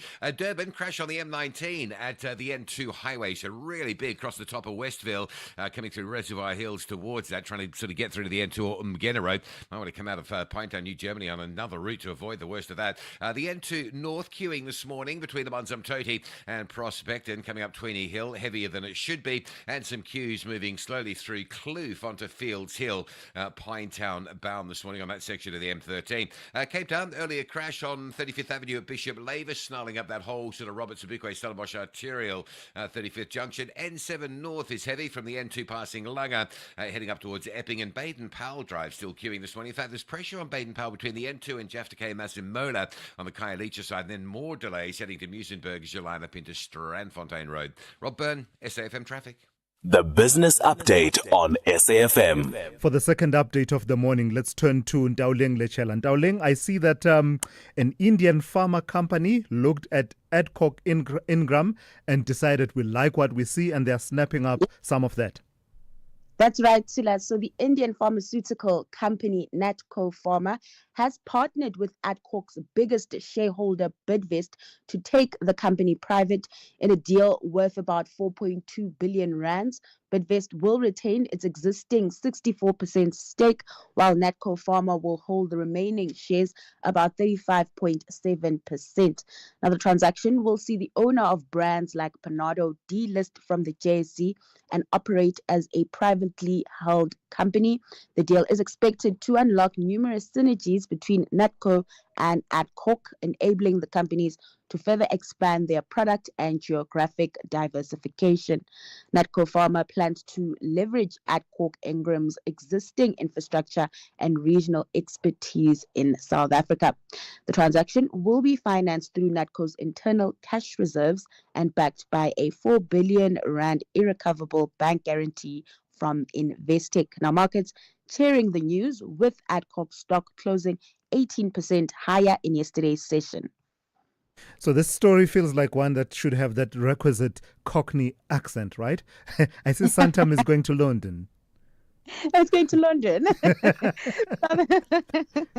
Yep, South Africa's largest short-term insurer is making a move in the UK market, targeting over £300 million in initial gross written premiums. The company has reached an agreement with Britain's Lloyd's to launch a syndicate based in London, marking a critical step in achieving its 2030 Future Fit Growth Blueprint. Now, according to the group's CEO, Thulasizwe Simelane, this partnership will provide a solid foundation for continued international growth and diversification. The new syndicate will enable Santam to trade in around 77 insurance and 200 reinsurance territories worldwide, leveraging Lloyd's licenses and global presence. Now, the syndicate is expected to come online from January, with a planned gross written premium of 300 to 400 million pounds in 2026. While Santam anticipates a small negative impact on earnings in the first year due to delayed recognition of written premiums, it expects positive earnings to follow in the second year. Yeah, and just to be clear, Santam is going to London, not going to East London. It's not going to East London. No, international. All right, darling, how are the markets looking at this hour?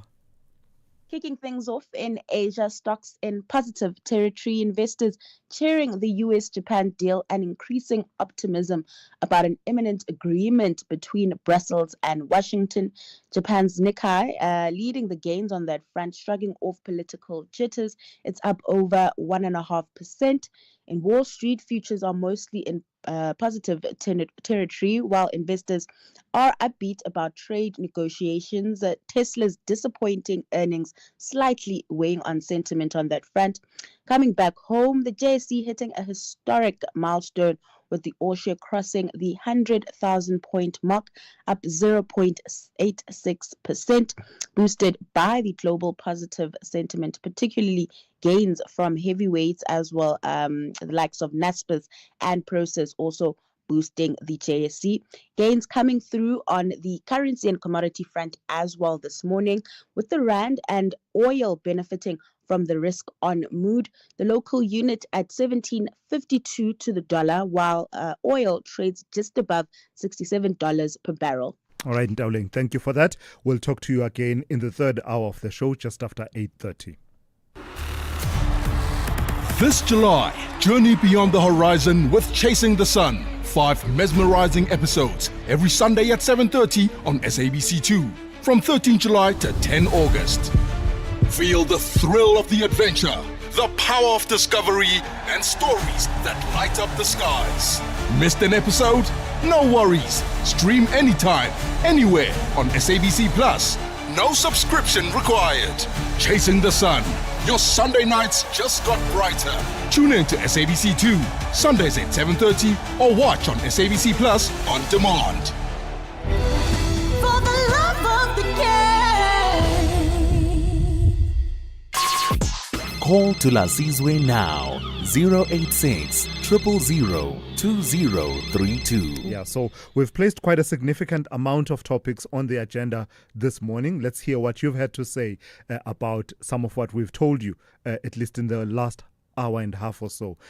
Someone wants to comment on Thulasizwe Simelane with the Africa Update. I wonder what that is all about. Good morning, Bratulas. Bratulas, tell me, when you call Mr. Sipo or Advocate Sipo Mandula, you say Raz. Tell us, why you call him Raz? You mean Raz as in my brother, like in KZN, where they call like a brother Raz. Sure, Bongo Sundisa here. Thank you. No, it's short for Rasta. Rasta Sipo Mandula, Ras. If you know, in the Rastafarian community, that is a common way of referring to someone as Ras. So that's what that is all about. Then let's turn to the issue of the specter of U.S. sanctions. Again, it's important to emphasize it's a long way off. It's in the House Foreign Affairs Committee. It still needs to go through the House of Representatives, then go through the Senate, and then land up on the president's desk for him to decide whether to sign it into law, and then only then would it become reality. But of course, as you've heard, it is something that is worth thinking seriously about and taking quite seriously. Good morning, Thulasizwe. Good morning to the SAFM listeners. Thulasizwe, this thing that is happening in the US, probably this bill is going to pass. However, as South Africa, I think we need to remain firm with our position and policies. I know that there will be consequences.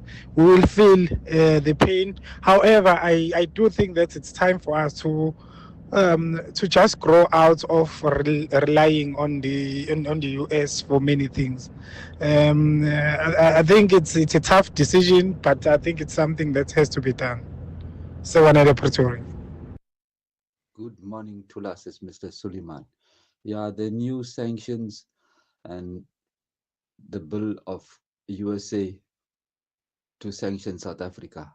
Yeah, because they are failing everywhere else to get their resources. So in the end, the superpowers are going to fight for this South Africa because everything what's in here is what they want for their economy. Right. Thank you. Bye. Thank you for those. Let me go straight to the calls. Let me start with Bond in Gqeberha, also on the same issue of US, that bill. Let's call it that. I don't want to call it sanctions yet because there aren't any sanctions that have been imposed yet. Bond, good morning. It's been a while, my friend. Yes. Thank you very much. Good morning to the listeners. I agree with Professor Simelane and other two callers. You know, this thing, if it passes, it's against the American traditions and what they formed in the Atlantic Charter of 1945, like the right to determine yourself, self-determination, sovereignty. We do not have anyone who is going to act like a political sugar daddy to tell us how to act, to think, or who to befriend. China and Russia were there when days were dark. So what I'm going to suggest is that what our parents did in 1952 in the Defiance Campaign, let us, like when they took their passes and occupied segregated areas, let us go to the consuls in South Africa and the embassies, the REDs, and say, sanction us as well. Personally, if it's passed, I'm going to go to Gqeberha Consul with my ID and ask to be sanctioned because what our government did it for us. Thank you. All right, Bond, thank you for that. Bond making the point that about solidarity will be important in the country if we are to respond. If we find ourselves at a point where we have to respond to that situation, he's suggesting that while they're saying it will be targeted to certain ANC and government leaders, we might need to have a defiance campaign that says, add my name to the sanctions list as well. Mandla in Cape Town, good morning to you. Yeah, my brother Thulas. My brother. You know, Thulas. Sanctions to the ANC leaders must come. I welcome that. I am very delighted. These people are insane, who are led by people who are insane. When these things come up last year, I was sitting alone in my house. I said, what? ANC people are insane. The 60 plus NEC people are insane. Can't they see that they're bringing catastrophe to our country? Why do they take Israel to ICJ? What do they have to do with it? There's Arab League there. Arab League never thought of this thing that the ANC did. Countries like UK are talking about bringing Israel and Palestine together for negotiation. There is these people who are insane, getting themselves involved in a war, but you don't have money to fund that war that you are getting yourself into. There's no sanity in these people. I am alone, think better than them because I foresee this. Last year, I foresaw this, that this thing is coming.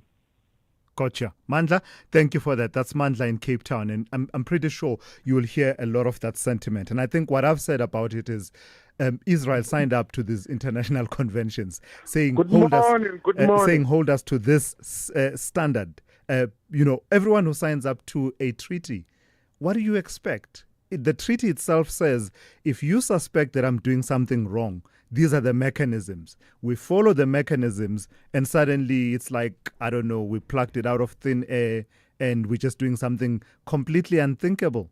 And this is not to say, yeah, all right, let's leave it there. But I just think that the idea that South Africa should not play in the international space on the values that have been agreed to at a multilateral level, I don't know, I just find that to be really problematic. Whatever the consequences, of course, that we have to deal with. There are other issues, of course, that are being raised in that particular bill that we can debate. But being a player in the international relations, I don't know how I feel about a position that says we should cower away. So it's this treaty. What's next? The UN Charter? What's next? It's just chipping away at the international order that we are allowing to happen in this manner. Thabo in Germiston, good morning to you. Hi, good morning, Thulas. How are you? Very well. How are you? Good man, good man. Thulas, I want to talk about this continued, killings in our country. The killings of politicians, professionals, and other prominent people, in other sectors, like in your music industry, and so on and so on. These killings are quite disturbing. Absolutely. Thulas, yeah. I know for a fact that the president has appointed this judicial commission of inquiry for which a whole lot of South Africans have reservations about. And there's also, lately we have this parliament, ad hoc committee. But what I'm missing, Thulas, is that because these killings have now reached what I can call crisis proportions, in the country, the crisis. But I'm missing the involvement of the broader society. The silence of the traditional leaders, Amakhosi, and the clergy, Abefundisi. It's quite deafening. Their silence is quite deafening. What we need here, we shouldn't leave this to Parliament and the Commission of Inquiry. We should have this multi-dimensional kind of an approach, particularly from society, Thulas.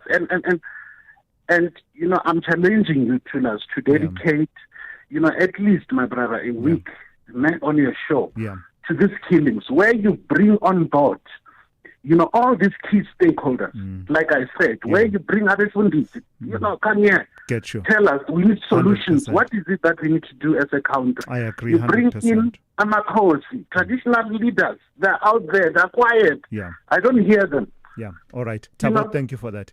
And I agree with you. It has reached a crisis point. And I think for me, we've had so many people that have been killed that we've reported on, professionals, the likes of Babita Diokaran, and recently the killing of that official out in Ekurhuleni. But I think the one that really hit me, that what is happening in this country, was when this Rand Water executive was shot and killed at an event at a community center. Yeah, I mean, if that didn't give our leaders pause for concern, actual concern followed by action, I don't know what will. That happened right in front of everyone. This is not an assassination where, not that that is better, but it's not like this person was targeted somewhere in a corner at a community event with children in the room. That tells you the state of how this has deteriorated. So I agree there with that suggestion that this has reached crisis point.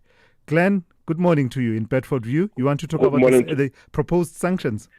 Thulas, good morning, my brother. Firstly, I just want to ask a quick question before I get to my point. Yes. As the media, the president took over in 2018. This is the most unaccountable president in the history of our country. President doesn't sit down with the media. He doesn't take interviews. What is happening with this current president? And you as the media, you people are quiet. Let me get to my point. All right.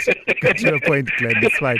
I was going to say we are not quiet. Just 2 days ago, Kete Mutlatlana was addressing that very issue. I know SANEF has addressed it. He keeps promising that he will make time, but, it doesn't happen. Other than the doorstops, which are not an interview. That's not an interview. I know that colleagues elsewhere, I know that Sidima Dia, for example, has raised it many times to say a doorstop is not an interview. You need to sit down for an interview where I can ask you 3 follow-up questions if I find that your answers are not satisfactory. But anyway, Glenn, go ahead. Talk to me about your other issue. To like my brother, the U.S., I support them in sanctioning ANC leaders. Our country is a mess today, Thulas. Because of the ANC people, they do not listen. They don't listen. Even now, we're going to waste money on this dialogue thing because of the ANC. ANC leaders do not listen, including the current president. There's a former bank friend of mine who was working in Hyde Park. In 2018, when we celebrated that time, Ramaphosa took over from Zuma, this man said to me, Pambo, you are going to regret your decision. Ramaphosa is not who you think he is. Let me leave it there, Thulas. All right, thank you for that, Glenn. That's Glenn in Bedford View there. Thank you for that. Mandla in Pietermaritzburg, if you don't mind, can I ask that we call you back and then I take you a bit later on? I do need to take care of the traffic. SAFM, guiding you through the rush hour traffic. Quick one, the N1 South coming through Montana down towards the N4, Hatfield and Emily split. That's still really slow. You'll join from Sefaka Makato and sit in traffic all the way down to that N4 off-ramp. The N14, heavy this morning, Krugersdorp Highway from the R55 up towards Brockfontein. You might want to exit at the R55 and hit some alternative routes to avoid the worst of that. Roadworks on the R21 northbound this morning. These are changeable one day to the next. They're all different. If you're leaving the airport, heading towards Pretoria, up towards the NGen services, all really heavily backed up. Mike 1's under pressure from Uncle Charlie's up to a crash at Xavier. Once you get past that, you stay in traffic all the way through to Parktown side. Durban, let's get you an update on the M19. A crash at the N2 highway this morning seems to be clear, but there is a backlog leaving New Germany and Claremont around sort of Dunkeld Road. As you come from that area into Westfield, that's a new sort of backlog that's just happening there. N2 from Munsum-Tony up Tweedy Hill into Prospecton stays really heavy. Cape Town, an unusual backlog for this time of morning going into Mitchell's Plain. R300 is standing from the N2 down to that Stock Road and AZ Berman exit. And if you're on Baden-Powell, the situation at Strandfontein is normalised, but there is some pressure on Baden-Powell coming from Eerste Rivier through the N2 down towards Jeff Decay Masamola in Khayelitsha, and pretty heavy on the N2 through Somerset West, the N2 jamming both ways. Rob Byrne, SAFM Traffic. Champions need motivation above and beyond winning. South Africa. Show your love and support for the WAFCON defending champions, Banyana Banyana. Witness the CAF Total Energies Women's Africa Cup of Nations Morocco 2024 from 5 to 26 July 2025 on SABC Plus, S3, SABC Sport on DTT Channel 4 and SABC radio stations. Where Africa competes, South Africa connects. Proudly brought to you by SABC Sport. For the love of the game.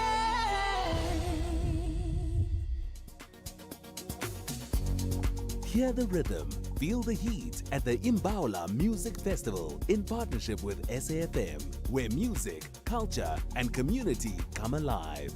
Join us on the 2nd of August 2025 at Pretoria Botanical Gardens from 10 a.m. to 10 p.m. to vibe to Sanal musician Calvin Momo, Amanda Black, Zing Lumalo, Trompis, and many more. More than just music. Share stories, spark change, and unite against gender-based violence. Grab your tickets at imbaula.co.za. Brought to you by SAFM and SABC1. Hear the rhythm, feel the heat. Imbaula.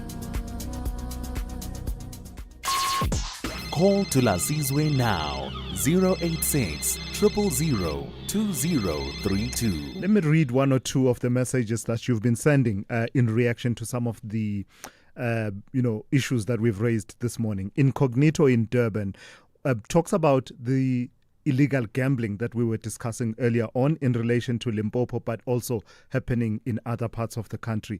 And Incognito says, about the illegal gambling machines, I really hope that your guest from the Limpopo Gambling Board could have described these types of machines. That is, those 2 rand slot machines that are predominantly owned by Chinese nationals, also known as Mchina machines. Such slot machines, according to Incognito, are ubiquitous in KZN, and I think the problem is beyond the spaza shops. Focus must be more on how they reach our shores in the first place. Low-hanging fruit, such as the end users, will never yield any ripe fruit if the top honchos are not investigated. Same thing applies to drugs, illegal guns, illegal SIM cards, and all other vices. That is from Incognito in Durban. And I completely agree with you, Incognito. Cut off the supply and you won't have to deal with the use and abuse of the product at further down the line along the value chain. And then someone else here says that Brian Mabaye says, let's take it back to 2018. Our president once said we will not be bullied by the United States. Now the United States wants to bully us because we are in the center of world trade. Every trade evolves around South Africa, and the U.S. sees that as a threat to their currency. They even influence war or terrorism on us. That is from Brian Mabaye. Brian, you bring me to just complete the point I was making earlier on. I guess the point I was making is that the international order should not be retreating in the wake of challenges, new challenges. What we've always agreed is the standard at international law, the UN Charter, the sovereignty of nations, the universality of human rights. All of those and all these treaties that have been binding until now, why is it suddenly problematic when we insist that those should be upheld? I don't get that. I don't get that that calculus. It doesn't compute with me. Let me go to Silo in Bombela. Good morning to you, Silo.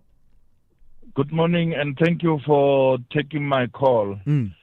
I don't know why people are so excited about ANC being punished or ANC going down, because immediately when a president is elected, it's a president of the whole country. But let me talk about sanctions.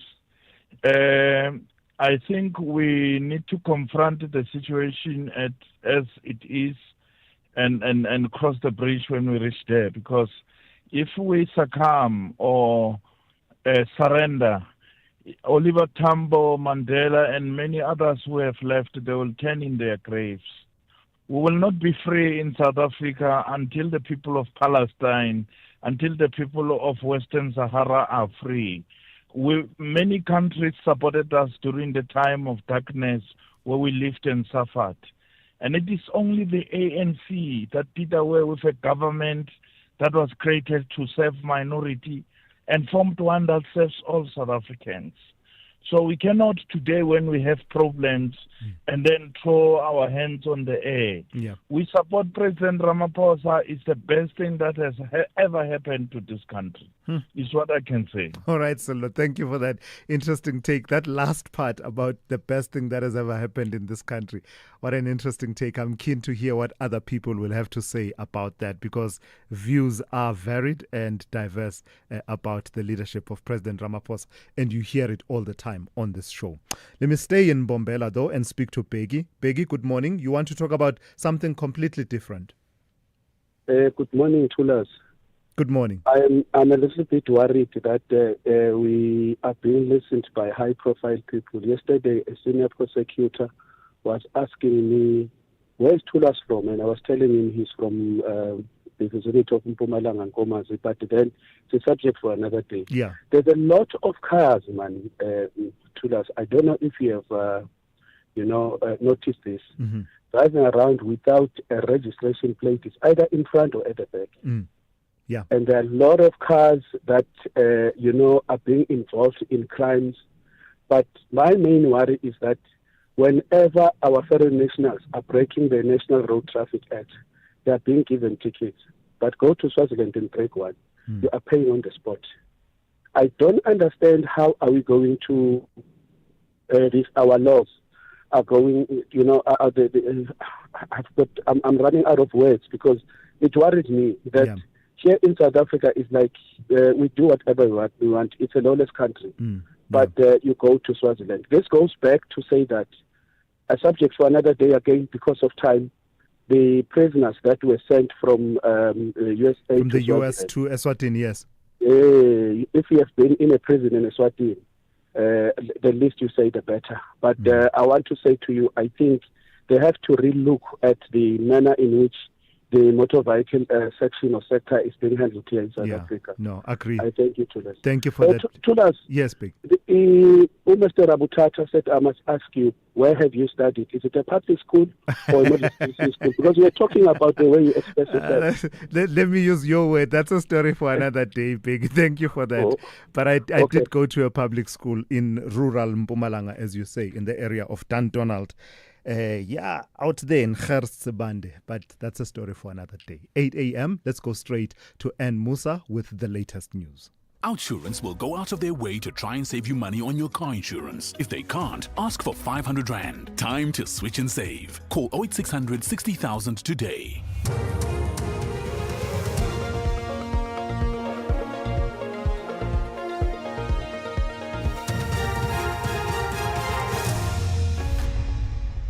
In our top stories, breakdown on ad hoc committee to probe national security threats and analysis on Patriotic Alliance suspending Kenny Kunene. Good morning. Parliament's Portfolio Committee on Police has explained the focus of a soon-to-be-established ad hoc committee. The National Assembly has adopted a report from the Joint Committees of Police and Justice and Constitutional Development to establish the ad hoc committee that will look at threats to national security. The adoption comes after the National Assembly Speaker, Toko Didiza, instructed the committees as well as the Joint Standing Committee on Intelligence to urgently consider the KwaZulu-Natal Police Commissioner Nhlanhla Mkwanazi's allegations that senior police officials are corrupt. Chairperson of the Police Portfolio Committee, Ian Cameron, elaborates. 1. To include the investigation of the allegedly unlawful disbanding of the political killing task team and the removal of the said dockets. 2. Allegations of political interference in the South African Police Service in terms of operational matters. 3. Alleged irregular appointments and procurement linked to senior officers. 4. The alleged moratorium on crime intelligence vacancies. And 5. The potentially improper relationships between senior government leaders and private individuals. Political analyst Dr. Levi Ndou says the Patriotic Alliance president, Gayton McKenzie, had to protect the party's image when he took action against his deputy, Kenny Kunene. Mackenzie has confirmed placing Kunene on a 1-month suspension. This follows Kunene's alleged association with a murder suspect. Katiso Molefe is linked to the murder of DJ Somebody. During his suspension, Kunene will neither represent the Patriotic Alliance on the Johannesburg Mayoral Committee on Transport nor take part in party activities. Ndo says Mackenzie is in a difficult position considering the relationship he has with Kunene outside of politics. Political parties in South Africa are struggling about issues of legitimacy. They are struggling because citizens and ordinary voters do not trust politicians. And what they try to do all the time is to build that reputation that ordinary citizens would easily associate with these parties and trust them. So when their leaders are implicated or found in a compromising situation like Mr. Kunene, the parties have to act in order to protect their own image. The ANC in the Northern Cape won Ward 1 in Kimberley following yesterday's by-election. The result gives the party an edge over the opposition in the Solplaai Municipal Council. However, the ANC does not have the majority to govern the council without a partner. Platfontein, which forms part of the ward, gave the ANC the numbers it needed to win. The Thulasizwe party performed slightly better than the EFF. A man killed in an elephant attack at the Gondwana Private Game Reserve near Mossel Bay in the Western Cape has been identified as 39-year-old FC Conradi. He is the CEO and owner of the game reserve. The incident happened on Tuesday. The reserve in a statement says Conradi's death has left staff in shock. It says he was respected in both Gondwana and the broader conservation community. Police have opened an inquest docket. And finally, researchers have offered encouraging news for those who struggle to meet the target of 10,000 steps a day recommended by fitness tracking devices. The findings of a global study published in the Lancet Public Health Journal suggests walking only 7,000 steps brings many of the same health benefits. The BBC's Philippa Roxby has more details. The study analysed data from more than 160,000 adults worldwide. It found that walking around 7,000 steps a day was linked to reductions in the risk of heart disease, as well as dementia, depression, type 2 diabetes and cancer. Although the evidence for benefits to cancer and dementia were small, and there were many other factors which could play a role in overall health, the researchers say even modest step counts of around 4,000 per day are good for our health, particularly if you're less active. Recapping the top story, Parliament's Portfolio Committee on Police has explained the focus of a soon-to-be-established ad hoc committee. The National Assembly has adopted a report from the Joint Committees of Police and Justice and Constitutional Development to establish the ad hoc committee that will look at threats to national security. For SAFM News, I am Anne Musa. Outsurance will go out of their way to try and save you money on your car insurance. If they can't, ask for 500 Rand. Visit outsurance.co.za today. You always get something out. Have you heard the latest news? Vincent, a 40-year-old man, wanted to save money on his car insurance premium, so he got a quote from Outsurance. Vincent now saves a massive 990 Rand a month on his 2022 Ford Ranger 2.2 litre. Get a quote today and see how much Outsurance could save you on your car insurance. Call 08600 60,000 or visit outsurance.co.za. You always get something out. Licensed insurer and FSP. T's, C's and information online. It's a very good morning to you. In your SFM sports headlines, we're building up to the Proteas taking on the Black Caps. That's coming up, as well as the Giro. We've got the Tour de France action. Jonathan Milan, he masters a soggy stage 17. Details just before 8:30. SAFM, guiding you through the rush hour traffic. It's a heavy one into Joburg from the south side today. A crash on the Mike 1 at Xavier Street. You'll get past that and then just be stuck in traffic all the way up through Boysons, through Crown, up towards Oxford Road in the Parktown area. A lot of traffic there. Also, as well as the crash on the Mike 1, there's a crash at Xavier Street at the Mike 1, so that's pretty heavy coming up from the sort of Ridgeway side. Joburg Z3, Germiston through Galulis up to Modderfontein remains pretty tight. The N1 South easing from Pretoria, busy between Montana and the N4 split, but it is looking a lot better than it was earlier this morning. Durban, the N2 coming in off a Munzum Toti, still pretty heavy for this time of morning, up and down 20 Hill into Prospecton. N2 north up towards Umgena Road remains heavy. Backlogs from the M7 and southbound it's queuing from Umgena Road as you line up into Spaghetti Junction. The M19 at Westville still slow, and that's a problem if you're coming out of Pinetown heading through towards Reservoir Hills. Cape Town, the N2's heavy both directions at Somerset West, and the R300's under an unusual queue from the N2 going into Mitchell's Plain. A big standstill right down to the Stock Road exit. With your traffic update, I'm Rob Byrne.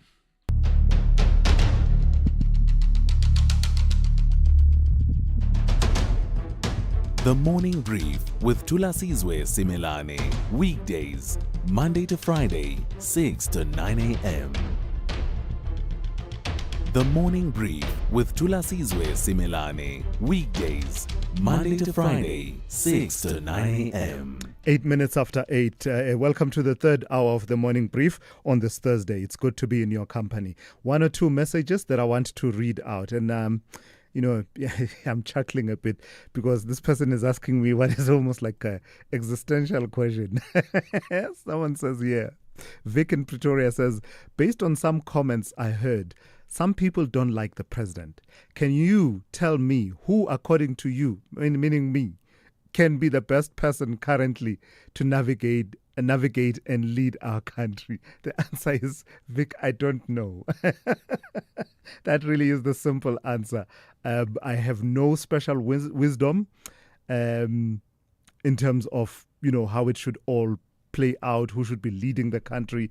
I think the people speak, right? We get a chance to speak every 5 years about the questions of leadership. So I think that's the best I can say to you, that unfortunately, I don't have a better answer for you on that. Then Ndinga in Mtata says, can you please have Mthunzi Maga to come and explain why they, in the recent application, which was dismissed in the Omotosho matter, their reasoning as to them, the NPA that is, briefing counsel or advocates who are not necessarily full-time employees of the National Prosecuting Authority, but private advocates who run their practices outside the NPA. If they do not have counsels in the Eastern Cape NPA base, as it were, could they not take and brief senior and experienced counsels like Billy Downer and so on from other provinces? 2 counsels were briefed in this matter, which matter and surely they did not come cheap. That is from Dinga in Mtata. So we can raise the conversation going forward with the NPA, but I do suspect that it has to do with the nature of the issue that was being dealt with, not necessarily being criminal in the ordinary sense, but rather an application that's, no, I'm contradicting myself. Let me pull away from that. Actually, as I think about it, they do need to explain. And Dinga, thank you for raising that matter. No, it's not, because in my mind, I was confusing myself thinking that it was a civil matter more than it was a criminal matter. No, it wasn't. So, yeah, you're absolutely right. They might have to explain if you're saying that they briefed a private counsel. All right. Weigh in on these and other matters that may be exercising your mind. I'm on 086 000 2032. You can also reach me on the WhatsApp line by sending a voice note on 061 410 4107. Among the stories that we will touch on a bit later on the show in this hour will be the green light that has been given by the Competition Tribunal for this merger between Canal Plus, that is the French-based media giant, and MultiChoice and its implications for the media landscape in South Africa. That and more coming up in the third hour of the Morning Brief. What is Overtrail? Is it off the beaten path, over the edge of comfort, or the thrill of the road less taken? It's over every bridge, every obstacle, every trail, and over to that view that takes your breath away. Overtrail means going further, exploring deeper, surrounded by the comfort and sophistication of a luxury SUV. It's this spirit that inspired the Overtrail project. Experience Overtrail in the LX and GX range. Lexus. Experience amazing. If you think you cannot afford a lawyer, think again. Clientele Legal has made professional legal services affordable for you. Whether it's a civil, criminal, or labor-related matter, we have a nationwide panel of attorneys standing by to assist you. SMS SAFM to 32195. That's SAFM to 32195 and we'll call you back. Clientele General is a licensed non-life insurer and an authorized FSP. Standard rates and terms and conditions apply. Satone, you've just graduated cum laude, but nothing says you're a genius quite like selling your car to We Buy Cars. Absolutely. My car was an 18th birthday present and it's time to move on to something a bit more mature. So where did you hear about We Buy Cars? All of my friends are using We Buy Cars. I would have had legit FOMO if I hadn't used them. And it was so quick. I did it on my laptop while sending around my CV. Smart move, Tone. Graduated and upgraded. We Buy Cars. Geared for success. Geared for you.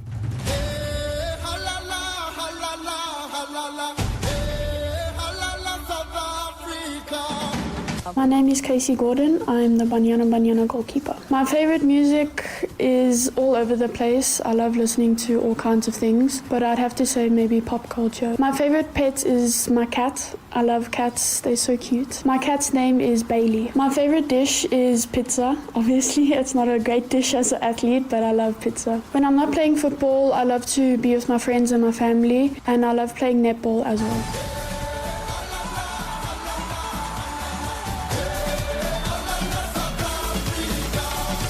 Proudly brought to you by SABC Sport. The Department of Small Business Development will be hosting the Global SME Meeting, which is all about empowering small businesses to drive economic growth. Tune in to the Talking Point on Thursday, the 24th of July, that is today, as we bring you the latest updates and insights from the conference. Big stories of the day. Hashtag the morning brief. All right, let's start with this story now. The French-based media giant Canal Plus has received the green light from the country's competition, from South Africa's competition tribunal to proceed with its 53 billion rand takeover of MultiChoice, marking a major step towards forming a Pan-African media powerhouse. The approval includes a significant package of public interest commitments and sets the stage for the companies to move forward with the remaining regulatory and structural steps to complete that transaction. Let's get reaction. Let's speak to Simon Allison, who is co-founder of the publication The Continent. Good morning to you and thank you for your time. You've been writing on this merger for quite some time, Simon, and it's been from a position of concern from your side. So let's start off then with what concerns you about this merger that has now been approved by competition authorities in this country. Good morning, everyone. Yes, I am really, really concerned. I am a journalist. I've been a journalist for 12 years. And one of the things that is really, really important about good ethical journalism is knowing who owns the media. And in this case, we need to ask questions about who owns Canal Plus. And ultimately, via a succession of holding companies, Canal Plus is owned by a guy called Vincent Bolloré. Now, this is a very, very rich French man who made his money through a succession of horse deals in West Africa, some of which have been implicated in fairly major corruption scandals. He then went on to buy pretty hefty stakes in French media, including, of course, Canal Plus, but also sort of established news channels like CNews, one of the sort of old French programs. And then he turned them into platforms for extremist, right-wing, and often racist views. CNews is now known as the Fox News of France. According to an opinion at Harvard University, this channel routinely makes derogatory statements about migrants. They're called on Muslims to renounce their faith, and they play a role in mainstreaming far-right ideas about immigrants overtaking the French population. That's very concerning. The other bit that's concerning is that Canal Plus has, on at least 2 occasions, been accused of changing its coverage to favor incumbent African leaders. to protect them from scandal or controversy. That happened in Guinea, and that also happened in Togo. Now, do we really want someone with those kinds of ethics running the largest private broadcaster on the African continent? Is it your concern that those trends that you've noticed elsewhere where Canal Plus is involved can play themselves out in South Africa? For example, I think the model here is various news channels get on the multi-choice platform, and therefore editorial control is not necessarily ceded to the owner of the platform. But you remain concerned that that may be a possibility even in this country? Yes, and I don't. One of the concerns is, of course, which channels get chosen to be part of the DSTV bouquet. But the other is that MultiChoice itself runs programs. It runs channels like Mnet. It has a lot of power in terms of determining content, and that is certainly a concern. And then your concerns, Simon, are they not ameliorated by what is promised to be an investment? 26 billion rand, we're told, out of this is going to go to public interest, a public interest package, which includes supporting historically disadvantaged persons and small, micro and medium enterprises, particularly in the audiovisual sector, production in entertainment and sports content. None of that placates for the concerns that you have. I don't think so, because they're going to have the power over how that money gets spent and who they spend it on. They're going to be able to platform opinions which conform with the narrative that they would like to project. But in general, the South African media space is already heavily compromised by funding cuts, by the sort of inability of journalists to have the resources to do basic news. Now we're going to bring in a heavily politicized player into that space. Into an already weak industry. It seems like a recipe for disaster. And the potential for extremism and polarization in this country to increase, I think, is enormous. And then lastly, Simon, until now, I had only known Canal Plus from when I would be traveling across the African continent. What are the implications of this transaction for diversity, not just in South Africa, but broadly across the African continent? This establishes a massive market for Canal Plus, doesn't it? It does. And that's also a concern, because then you've got a single player with an enormous amount of power. Of course, the argument that the Canal Plus representatives are making is that this will, allow them to bridge the Anglophone, Francophone divide, allow them to, reach more audiences. And again, in theory, that's great. But if in practice that transition is being managed by people with established racist, colonial, extremist, polarized views, that seems like they're going to use that incredibly powerful new platform to further those views. All right, Simon, thank you for that. That's Simon Allison, co-founder of the publication The Continent. Of course, we will have to bring you the other side of that story, right? It's only fair that Simon was expressing concerns that he has been raising, in his writings recently. But we do owe it to you to complete the picture by bringing on board the other voices as well that talk to this transaction that has now been approved. Spar brings you super savings.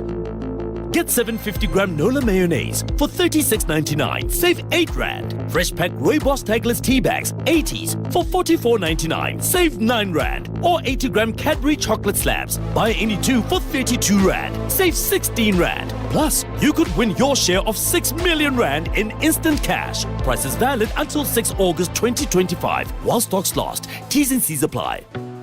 SA Sport Awards reflect our collective nation-building spirit. Mzansi's sport heroes and heroines have shown resilience, persistence, passion, discipline, and world-class achievements in the sports fraternity. Nominees will be announced in August. Let us celebrate #IsInJustAGame. Catch the 18th Annual SA Sport Awards on Sunday 24 August at 7:30 p.m. on SABC Plus and SABC Sport on DTT Channel 4, then on SABC 1 at 8 p.m. Brought to you by the Department of Sport, Arts and Culture in partnership with SASCOG and SABC Sport. Celebrating sporting excellence. We plan for vacations, retirement, and even tonight's dinner. But do we plan for our health? It's how we protect our family's future. So who are you staying healthy for? And how can you protect their future? Choose Dis-Chem Life, the life cover that helps you live a healthier, more rewarding life with health checks and extra rewards. Visit dischemlife.co.za now. Dis-Chem Life. Choose a better partner for life. Dis-Chem Life is an authorized FSP 50594, underwritten by Guard Risk Life, a licensed life insurer FSP 76. T's and C's apply.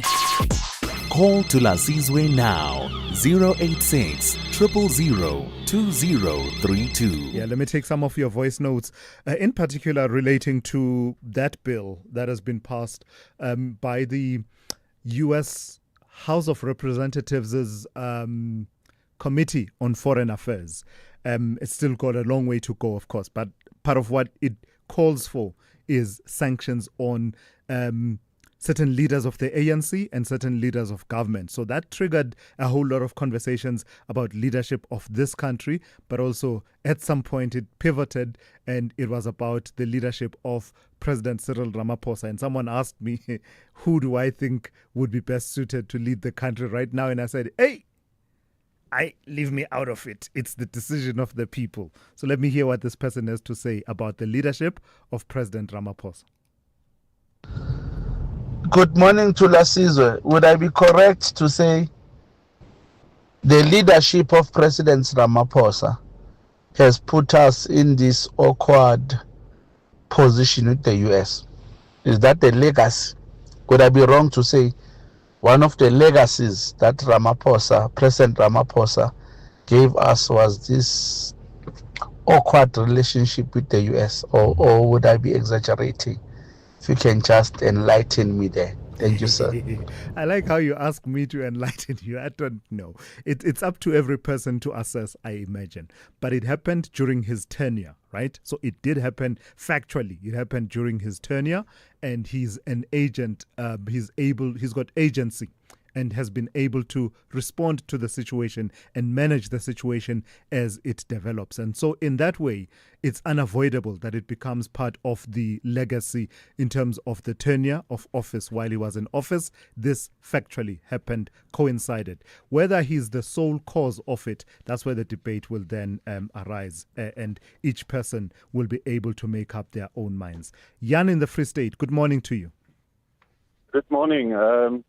Yes, I just also want to give, I love your program. I like the opinions Thank you, Jan. of everybody, but I just think we must never forget that in the last, say, 17 years, the ANC looted like all the state parastatals, almost empty, and like the municipalities, and all of that is going on service delivery and stuff. And that is the main reason, and I think that is why Trump and his friends is targeting that also, because it is poor governance. The leaders of the ANC made it clear over a long time that the ANC is more important than the country. Yeah. So, yes? No. I complete your thought, Jan. I don't want to, yeah. And so, I think it's poor governance, and that is why they're targeting that also, because the poor people of South Africa get harmed more than everybody, and the cadres and the top elite is becoming richer and richer out of the money of the poor people. I mean, if you take all the money that was disappeared from municipalities and stuff, all the people in South Africa could have lived much better. Gotcha. I mean, everybody could have almost like a house or something out of that money. And people keep on forgetting that, and they're criticizing the Trump administration now. But I don't think the governance is good on this stage. So, Jan, can I quickly just engage you on that? Yes. I don't think you will find anyone who disagrees with your assessment of just how devastating in terms of our trajectory of development, all this mess and nonsense that has been happening for the last whatever years has been in our country, right? The misgovernance. I doubt you will find anyone who honestly disagrees on that assessment. Where I just want to challenge you, where there's misgovernance, is the solution for an external country such as the United States to intervene? Because the way I see it, the misgovernance is a domestic issue. It's a major issue that the voters have to reckon with at some point, and they've been reckoning with over a period of time. But where does the interference and involvement of the United States then come in the form of sanctions? Are sanctions the remedy for misgovernance in South Africa? Misgovernance which is, by all accounts, a domestic matter. Yes. No, I agree with that. I don't think that I agree with the sanctions, but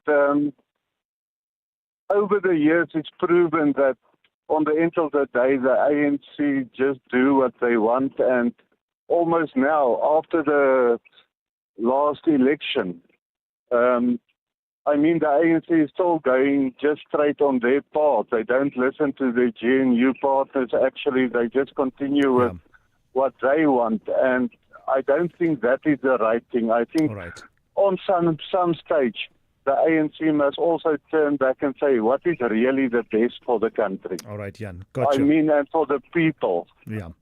All right, Jan. That's Jan in the Free State there. Yeah. Thank you for that. That's Jan in the Free State there making that point. So, what I was saying is that, to my mind, sanctions are an international instrument of pressure. International. Not really domestic. So only when the issues raised, even at a domestic setting, take on an international dimension, does the issue of sanctions then come up. So that's what I was engaging Jan on. Feel free to weigh in on that as well. Do give me a call, and we'll continue to take your calls a bit later on. This is SAFM Sport with Zai Khan.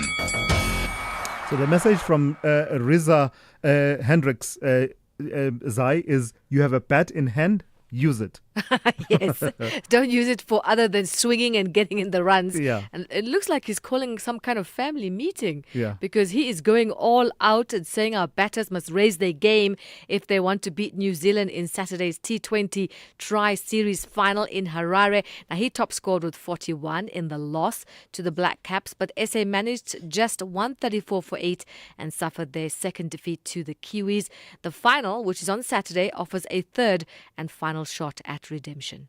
Yeah, I think obviously a better batting performance. We'll obviously reflect and see how everybody went about the game. We have a couple of days of practice, and hopefully Saturday we come out a lot stronger. We played against them now already, so we know what they're bringing, and obviously they know what we're about as well. So we obviously just have to reflect on our own games, and hopefully we can put up a better performance on Saturday. On to rugby, and Springbok coach Rassie Erasmus has selected a 37-man squad for the upcoming Rugby Championship test against Australia, set for the 16th of August at Ellis Park in Johannesburg and the 23rd of August at Cape Town Stadium. They'll be featuring 24 Rugby World Cup winners and 5 recent debutants. Let's go to the Cameroon head coach now, Mark Bryce. He's resigned after 5 months before the Africa Cup of Nations in Morocco, citing unpaid salaries for himself and his technical staff. Cameroon now face a race against time to appoint a new coach ahead of AFCON. Elsewhere, Bukayo Saka's second-half strike got Arsenal's pre-season off to a winning start over AC Milan, and they had a comfortable 1-0 scoreline. And at the World University Games in Germany, it is the 2019 African Youth Champion, Light Pillay. He's definitely raising the flag high for Team South Africa. He clocked a season best 44.84 seconds, and he had a convincing victory in the men's 400-meter final. After 3 days of competition, the national athletic squad has racked in 4 medals. Bayanda Walaza in the 100 meters, he had gold. Light Pillay 400 meters. Gabriela Marais in the 100 meters with a bronze. Also bronze, Colette Ace, the shot put winner for women. That's a wrap. We'll have more sport around 12:30. That'll be John Gericke. I'm Zai Khan. Good morning. I'm Anne Musa in the headlines. Public Protector Koleka Kaleka has called for urgent amendments to government's procurement processes to improve accountability. She says the extent of looting in government projects is alarming. Parliament's Portfolio Committee on Police has explained the focus of a soon-to-be-established ad hoc committee. The National Assembly has adopted a report from the Joint Committees of Police and Justice and Constitutional Development to establish the ad hoc committee that will look at threats to national security. And 5 men accused of the murder of rapper Keenan aka Forbes and his friend, celebrity chef Tebelo Tips Mutswane, will today be back in the High Court in Durban for a pre-trial hearing. I'll have details on these and other stories at 9. SAFM, guiding you through the rush hour traffic.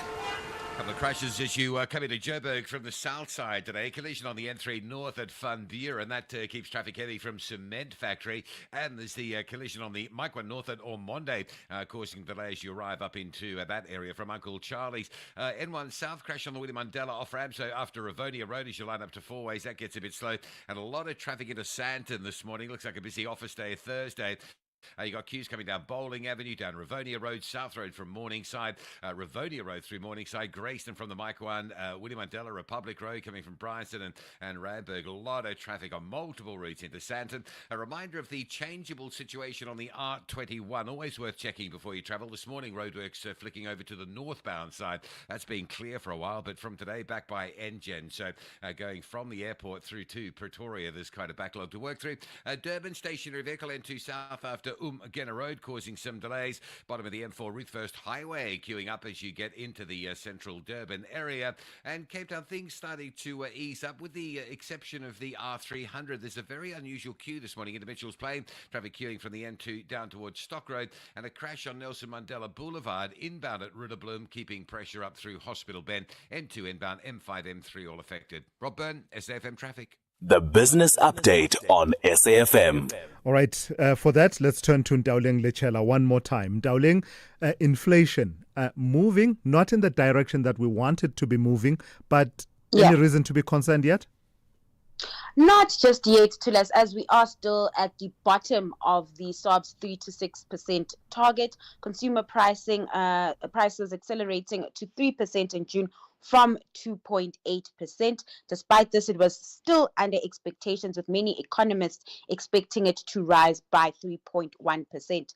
Now, on a month-on-month basis, inflation rose by 0.3%, maintaining a subdued pace of price growth. The moderate increase was driven by food prices, which hit a 15-month high of 5.1% on the back of rising beef prices, with the foot and mouth disease impacting that industry.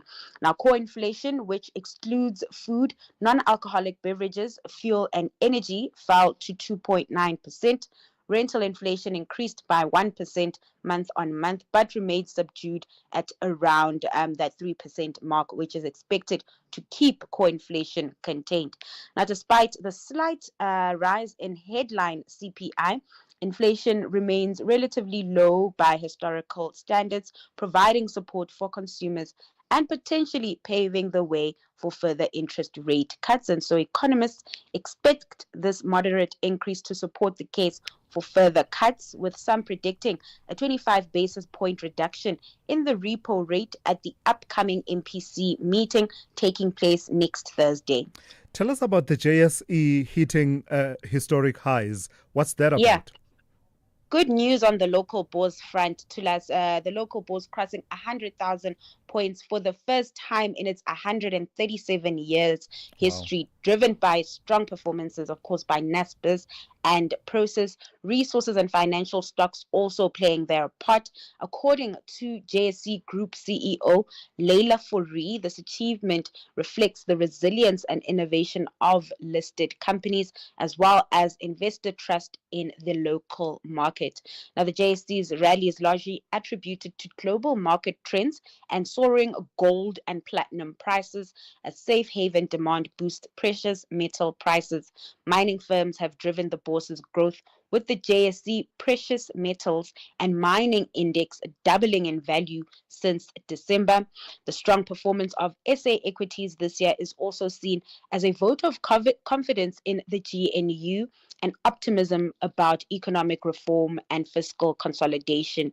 Banks have also shown resilience to fears about trade wars, and a stronger rand has lent support to capital markets. Now, in a MoneyWeb article, Anchor Capital's Peter Little notes that a narrow group of stocks is driving the rally and warns that the broader South African market is far less buoyant, saying we won't see sustainable growth in SA Inc. stocks, which are the domestically driven stocks, so the likes of the retailers and the telcos companies, until there's an improvement in economic activity. Interesting take. So it's a case of the few really driving much of the rally. Yeah. Lastly, then, speaking of that, Ndauling, what kind of a trading day can we expect on this Thursday? The market's likely to continue to trade in positive territory. More updates trickling in. We have production reports from Anglo American and Kumba Iron Ore that will be on investors' radars at the open. Meanwhile, in currency markets, the rand remaining steady, retracing some gains, but still below the 1760 mark. It's at 1756 to the greenback, benefiting from the risk-on mood. That also boosting oil prices this morning, and oil sitting at $67 per barrel. Looking at Wall Street, futures mixed. Traders will be digesting Tesla and Alphabet numbers as those earnings were released after the bell yesterday. Lastly, in Asia, stocks on track to end in positive territory as investors are optimistic about more trade deals being sealed before the August 1st deadline. All right, Ndauling, thank you for that. That's Ndauling Lichela. She's kept you updated on business, economics, and the markets over the last 2.5 hours. When they walk on the pitch, both teams will believe they will triumph, but reality kicks in during 90 minutes of action. Who will dance to victory between UJ ladies and First Touch ladies? This is the Hollywood Bet Super League. Witness Mzansi Queens of the beautiful game. UJ ladies versus First Touch ladies on Sunday 27 July at 2:30 p.m. Live on SABC1 and at your fingertips on SABC+. Also available on SABC radio stations at 3 p.m. Proudly brought to you by SABC Sport. For the love of the game. If you think you cannot afford a lawyer, think again. Clientele Legal has made professional legal services affordable for you. Whether it's a civil, criminal, or labor-related matter, we have a nationwide panel of attorneys standing by to assist you. SMS SAFM to 32195. That's SAFM to 32195 and we'll call you back. Clientele General is a licensed non-life insurer and an authorized FSP. Standard rates and terms and conditions apply. From the shows that bring us laughter to the moments that inspire us, your SABC TV license makes it all possible. Every license paid supports local stories, top talent, and the programs that unite South Africa. Pay your TV license today. Visit tvlic.co.za or your nearest retail outlet. Hashtag your screen, your story. Together, we make it happen.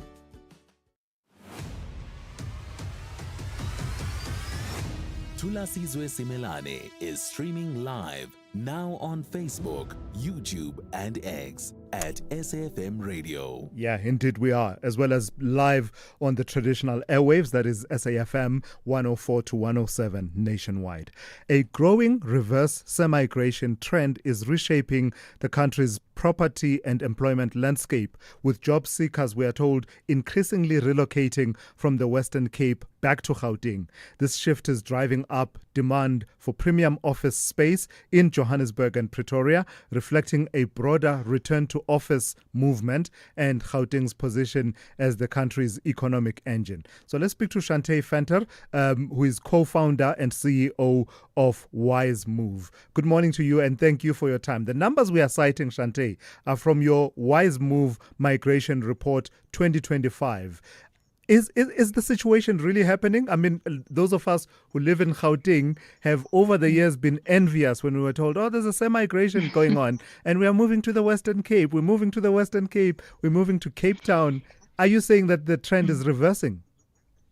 Good morning, Thulasizwe. Thank you so much for the opportunity to chat to you this morning. We are seeing an increase of people moving back to Gauteng. And, this is in contrast to 2024, where we saw a massive semigration to the Western Cape. Now there is a slight return where people are actually, and a lot of this is people who might have moved there and realized that, there's lots of different things to take into consideration when moving to the Western Cape. So we are seeing an increase of people moving back to Gauteng. Tell me how you compiled the report. You work in this space, so obviously you would have direct coal-face knowledge of some of the reasons why people are moving in either direction. Yes, so Wise Move is an online moving platform. We help people book moving services. So we have direct data of where people are moving, what type of homes they're moving. And, we have a lot of related data to this industry. And that's our goal. Every year we're going to be publishing this data and making it available to everyone. And there's a lot of knowledge that we can take from that. So instead of looking at, just real estate property data, which means only people who can own property, we are actually looking at the movement of all South Africans, people who are renting, people who are living with family. And, that gives us a broader overview of what's happening in the movement within South Africa. One of the things that we do see is that people move for, you might think, we've had a lot of discussions this morning on the radio around, just municipalities and service delivery and crime. And actually, interestingly, those are not the main reasons why people move. The main reasons people move are for better lifestyles, for job opportunities, paid job opportunities, for education. Those are the main reasons cited for moving. That's interesting, Shante. And I'll tell you now, if I were to move to Cape Town in particular, it would be for the longer days, right? So that I still have at least 2 hours having completed work to just go to the promenade and just take a walk. That is something we don't really have in Gauteng and can never really have. But I see that you're also reporting that there's a certain trend that has to do with people moving to centers outside of your Cape Town, Johannesburg, Durban. I know a friend of mine, Mandlagazi Mpahlwa, moved to Gqeberha a few years ago. But that's the only person I know who did that. You are saying there's actually a trend that you are observing. So what we are seeing is, post-COVID, everyone moved to, we had this, small town boom where people were moving to the likes of George and Plettenberg Bay and to the West Coast. And now, last year, 2024, we actually saw a new trend where people were moving back to the city centers. They wanted to be in the hubs where there are more job opportunities, and better lifestyles in terms of what you can earn. And so this is kind of related to the move back to Gauteng as well, where we're now seeing an increase in interest within the Sandton area. So still very much the same. People want to be where the money, where the opportunities are. Yeah, and I think you preempt my last question. So the big takeaway is that the economics and opportunities, because I see that you also reflect on even the jobs numbers and how they tally against the movements that you see. But it's really the economic situation and opportunities that are driving movement in any direction right now. That is correct, yes. And I think that's a positive indication that people want change. Similarly to what we've been talking about today. Yeah. Thank you for that, Shante. Interesting insights coming through there. That's Shante Venter, who is co-founder and CEO of Wise Move. So there you have it. People are moving up and down. And we here in Gauteng, at least now, we are starting to attract people coming back into Gauteng. But as I said, for me, it would really be about the lifestyle. If I had to move, particularly to the Western Cape, I would want that extra 2 hours of sunshine to just do something, after you've concluded your day's work. But also, we people who live in Gauteng are always just thrown off by how you people in the Western Cape don't really wake up that early. At 6 a.m., there's no movement there. 7, okay, it's starting, but generally things are just easy going. But I think I would follow the trend of moving to one of the smaller towns and really enjoy a good quality of life there. Call Thulasizwe now, 086 000 2032. All right, let me take one or two of the voice notes and then take a few calls. Let's hear what this person has to say about the ANC. Hey, Thulas. The ANC might be insane, according to your caller, but he is calling the radio station and screaming the ANC is insane because of the ANC. He's got that right to do that because of the ANC. I don't vote ANC, but I owe a lot to the ANC. I am driving now in my beautiful SUV, and I owe that to the ANC because I would not have had some of the opportunities that I've had if it wasn't for the ANC. So please, man, some people need to chill.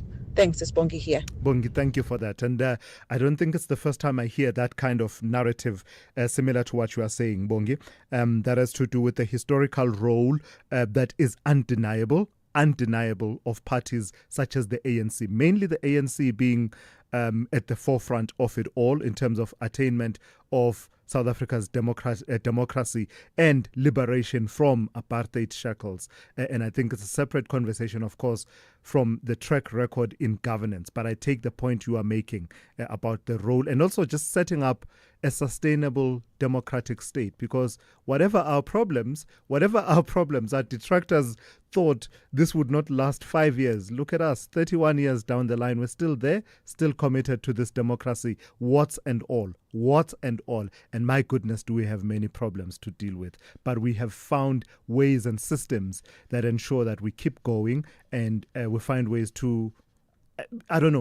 increasingly to hold people accountable in terms of how we vote, right?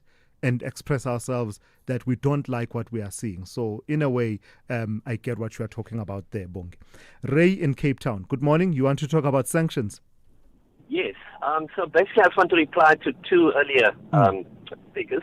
The one was Jan, and the other was one who said that the ANC is mad for supporting Palestine. Yes. So first to Jan, I think Jan needs to ask himself whether he's a Democrat. Because if Jan is a Democrat, then Jan must be happy with who the people of South Africa voted into government and not be happy when people try to change that and try to punish people, try to punish the people we chose. Whether he chose them or not is not the issue. He participated in a democratic election and he got the government, the country got the government that it deserves. Yep. It can only be seen from Jan's perspective as a good thing for sanctions if he sees Trump as a white messiah that the majority of his demographic didn't vote for, and now Trump has to now punish the majority demographic for not having voted for who Jan wants to vote for. And I think Jan needs to have certain clear introspection regarding that. Then, as far as the ANC is mad for supporting Palestine, I am a proud South African. I'm a proud South African today that my country will stand against the most powerful country on earth and point the world in the right direction. Point the world in the direction of how we should be treating human beings, of fairness, of justice, and of human rights. I am not mad, and I am proud that is the state of my country today. Just complete that thought then, Ray, for me, if you don't mind. That pride that you take in South Africa standing up for those universal values, are you willing to go as far as to say, even if it comes with consequences, you'd be happy to take those consequences? Doing the right thing always has a price. Yeah. And we must be prepared to pay the price if we want this world to become a better world. If we're happy to have the world become that worse and bad as it has been and as it is doing by those very nations that are now trying to punish us for doing the good things, then we must stand up against them.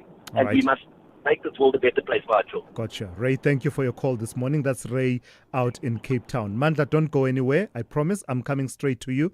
Let me just take a traffic update. SAFM, guiding you through the rush hour traffic.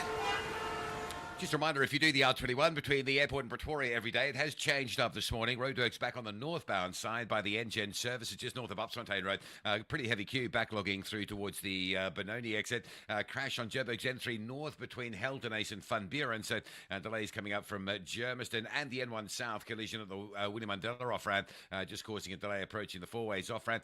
The N1 in Pretoria backlogging again this morning. It's a broken down vehicle between Garsfontein and Rigel Avenue. So that's all just starting to snarl up where it was clearing after earlier incidents. Durban's N2 North looking good. You can get up from Prospector and the Monsam Toti through Geta Road on your way to King Shark. Nice and good time at this stage. All that congestion through Spaghetti Junction is eased. And Cape Town, an earlier crash going inbound on Nelson Mandela Boulevard at Rudderblom. It's basically off on the side of the road. It has left a backlog though. The N2 inbound is slow from Langa, M5 from Rondebosch, and the M3 queuing up from Newlands to get up through Hospital Bend as well. Rob Byrne, SAFM Traffic.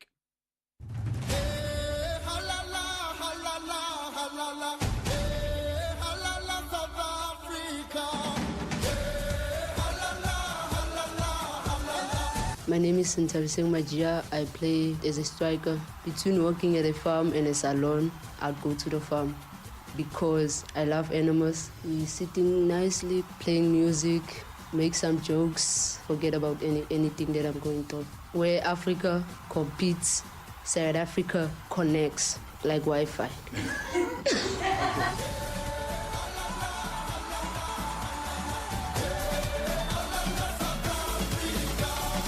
Proudly brought to you by SABC Sport.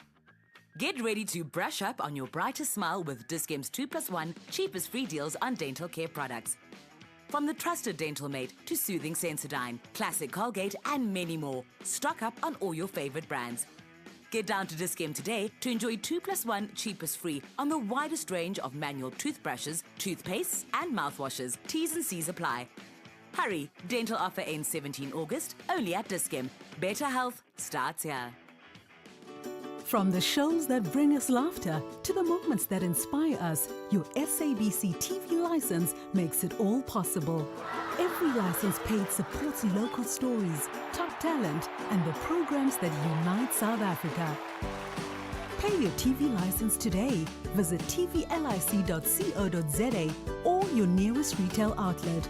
Hashtag your screen, your story. Together, we make it happen. Call Thulasizwe now, 086 000 2032. All right, let me go to Mandla in Mthatha. Mandla, good morning to you. You want to talk to me about what you're saying is economic collapse in this country. When you would use words like the socio-political economic collapse, that's what I want to talk about. Yesterday on Casey Mukhatela's show, there were two professors using terms like a deep state, which is indeed a reality. And it's not only political parties that form characters of a deep state. We've seen now with drug cartels, but there's also the spiritual side to it. And I agree with Thabo from Jimistin that we need to call in experts in various categories, including as spiritual masters, because we see these things even before they happen. And we deal with beings like Umhleli Wabahlukumezi when it comes to violence. You know, it's a very big being that would give directions on how violence erupts all over the world. And we deal with that type of beings. So you're saying there's a spiritual element to the economic collapse as well as a spiritual deep state? Very much so, very much so. And, you know, we just need a platform to come and clarify these things to the government and to other people. You can have my number and share it with the government and any other organizations, locally and internationally, to assist them with these matters. I keep on preaching this, and very few people are able to listen and take it into cognizance. Okay, gotcha. You know, Mandla, let me say, I think it's best suited for longer format shows on this platform, because there would be enough time, right, for you to expatiate on the point that you are making. But the point you are making is well and truly taken in good spirit. Let's speak to Karabo in Tshwane. Good morning to you, Karabo. Good morning, sir. How are you? Very well. How are you?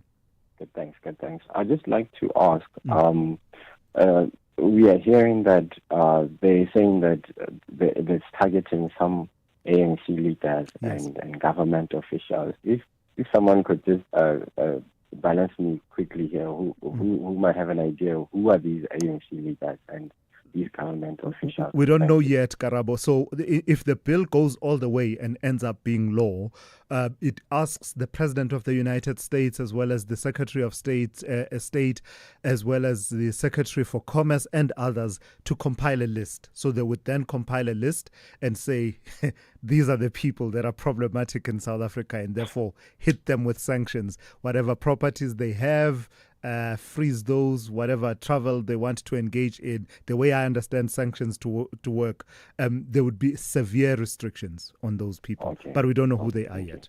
All right. That's Karabo in Tshwane. And the other point to be made about this is the point that Prof. Benyera was making earlier on, that usually it starts out as it's targeted sanctions, but in lived reality, it ends up with many implications. An example I can give is that some companies operating out of the United States may not want to deal with the schlep of having to figure out, if I deal with, I don't know, Ronald Lamula, would I be violating the sanctions? And it has that subtle, unstated deterrent effect that puts off, certain players in the US, such that it becomes murky. You don't know who you're dealing with in any country. And I think that's part of it. And I do remember when I worked in Zimbabwe, for example, I wasn't on the sanctions list. I had nothing to do with that situation. And I remember the difficulty of trying to engage in e-commerce in the early stages. And you try and make a payment and it says, sorry, the country where you are is listed in terms of... So those are the intricacies that Prof. Benyera was talking about earlier on, that just think about it carefully, what the implications would be. Yes, you would have the name Cyril Ramaphosa on the list, but, who would suffer in the end? Jacques in KZN, good morning. Good morning to Thulasizwe and your team. Again, thanks for the great services of giving us a chance to talk. Thank you. As citizens. Thulasizwe, I got two queries. The first query is that when the United States was actually giving us aid for the AIDS Foundation, or the testing of the AIDS, the medication, that was under Donald Trump's first term. He didn't actually sanction us or do anything else. Wouldn't you consider that as a domestic problem of HIV infections within South Africa, which we allowed the Americans to play a role in? So when they say that they want to have sanctions against certain people, they are looking after the interests of the country by singling out people and not individuals. Can I respond to that before you go to the next one? So yes, you may. The aid that the U.S. gives is a tool of diplomacy, and that's part of the conversation they are having themselves, that by removing U.S. AID and dismantling it in that way, you are weakening our diplomatic tool that we've relied on for many, many years. So it is a domestic policy issue on their side, responding to a domestic issue in our country. So in a way, it becomes diplomatic. It's different from where we South Africans have a problem that's objectively between us, and then someone else comes in a way that interferes and sort of seeks to settle it in favor of one party or another. I don't know if you get what I'm saying. I do get so. So what you're saying is that basically we should also make sure that our BRICS partners see our plight of the assistance being pulled away from the U.S. and try to assist us as well, which is what I don't see in any shape or form. Yeah. The other thing is that in terms of, I think it was the professor that called Donald Trump a racist. Now, I can't say whether he is a racist or not, but what I can prove factually is that he hasn't said anything that's racist in terms of singling out a color or a creed. where some people don't like that his agenda in terms of how he puts Americans first. That in itself is not a way to do it. Whereas in terms of the Israeli and the Palestinian thing, I can tell you that it's more ethnic thing than it is anything else. Jacques, thank you for that. Thank you so much. I don't have time to further engage you on that. Thank you for listening and thank you for your engagement. The Talking Point is up next after the news here on SAFM. I'm Thulasizwe Simelane and you've been briefed.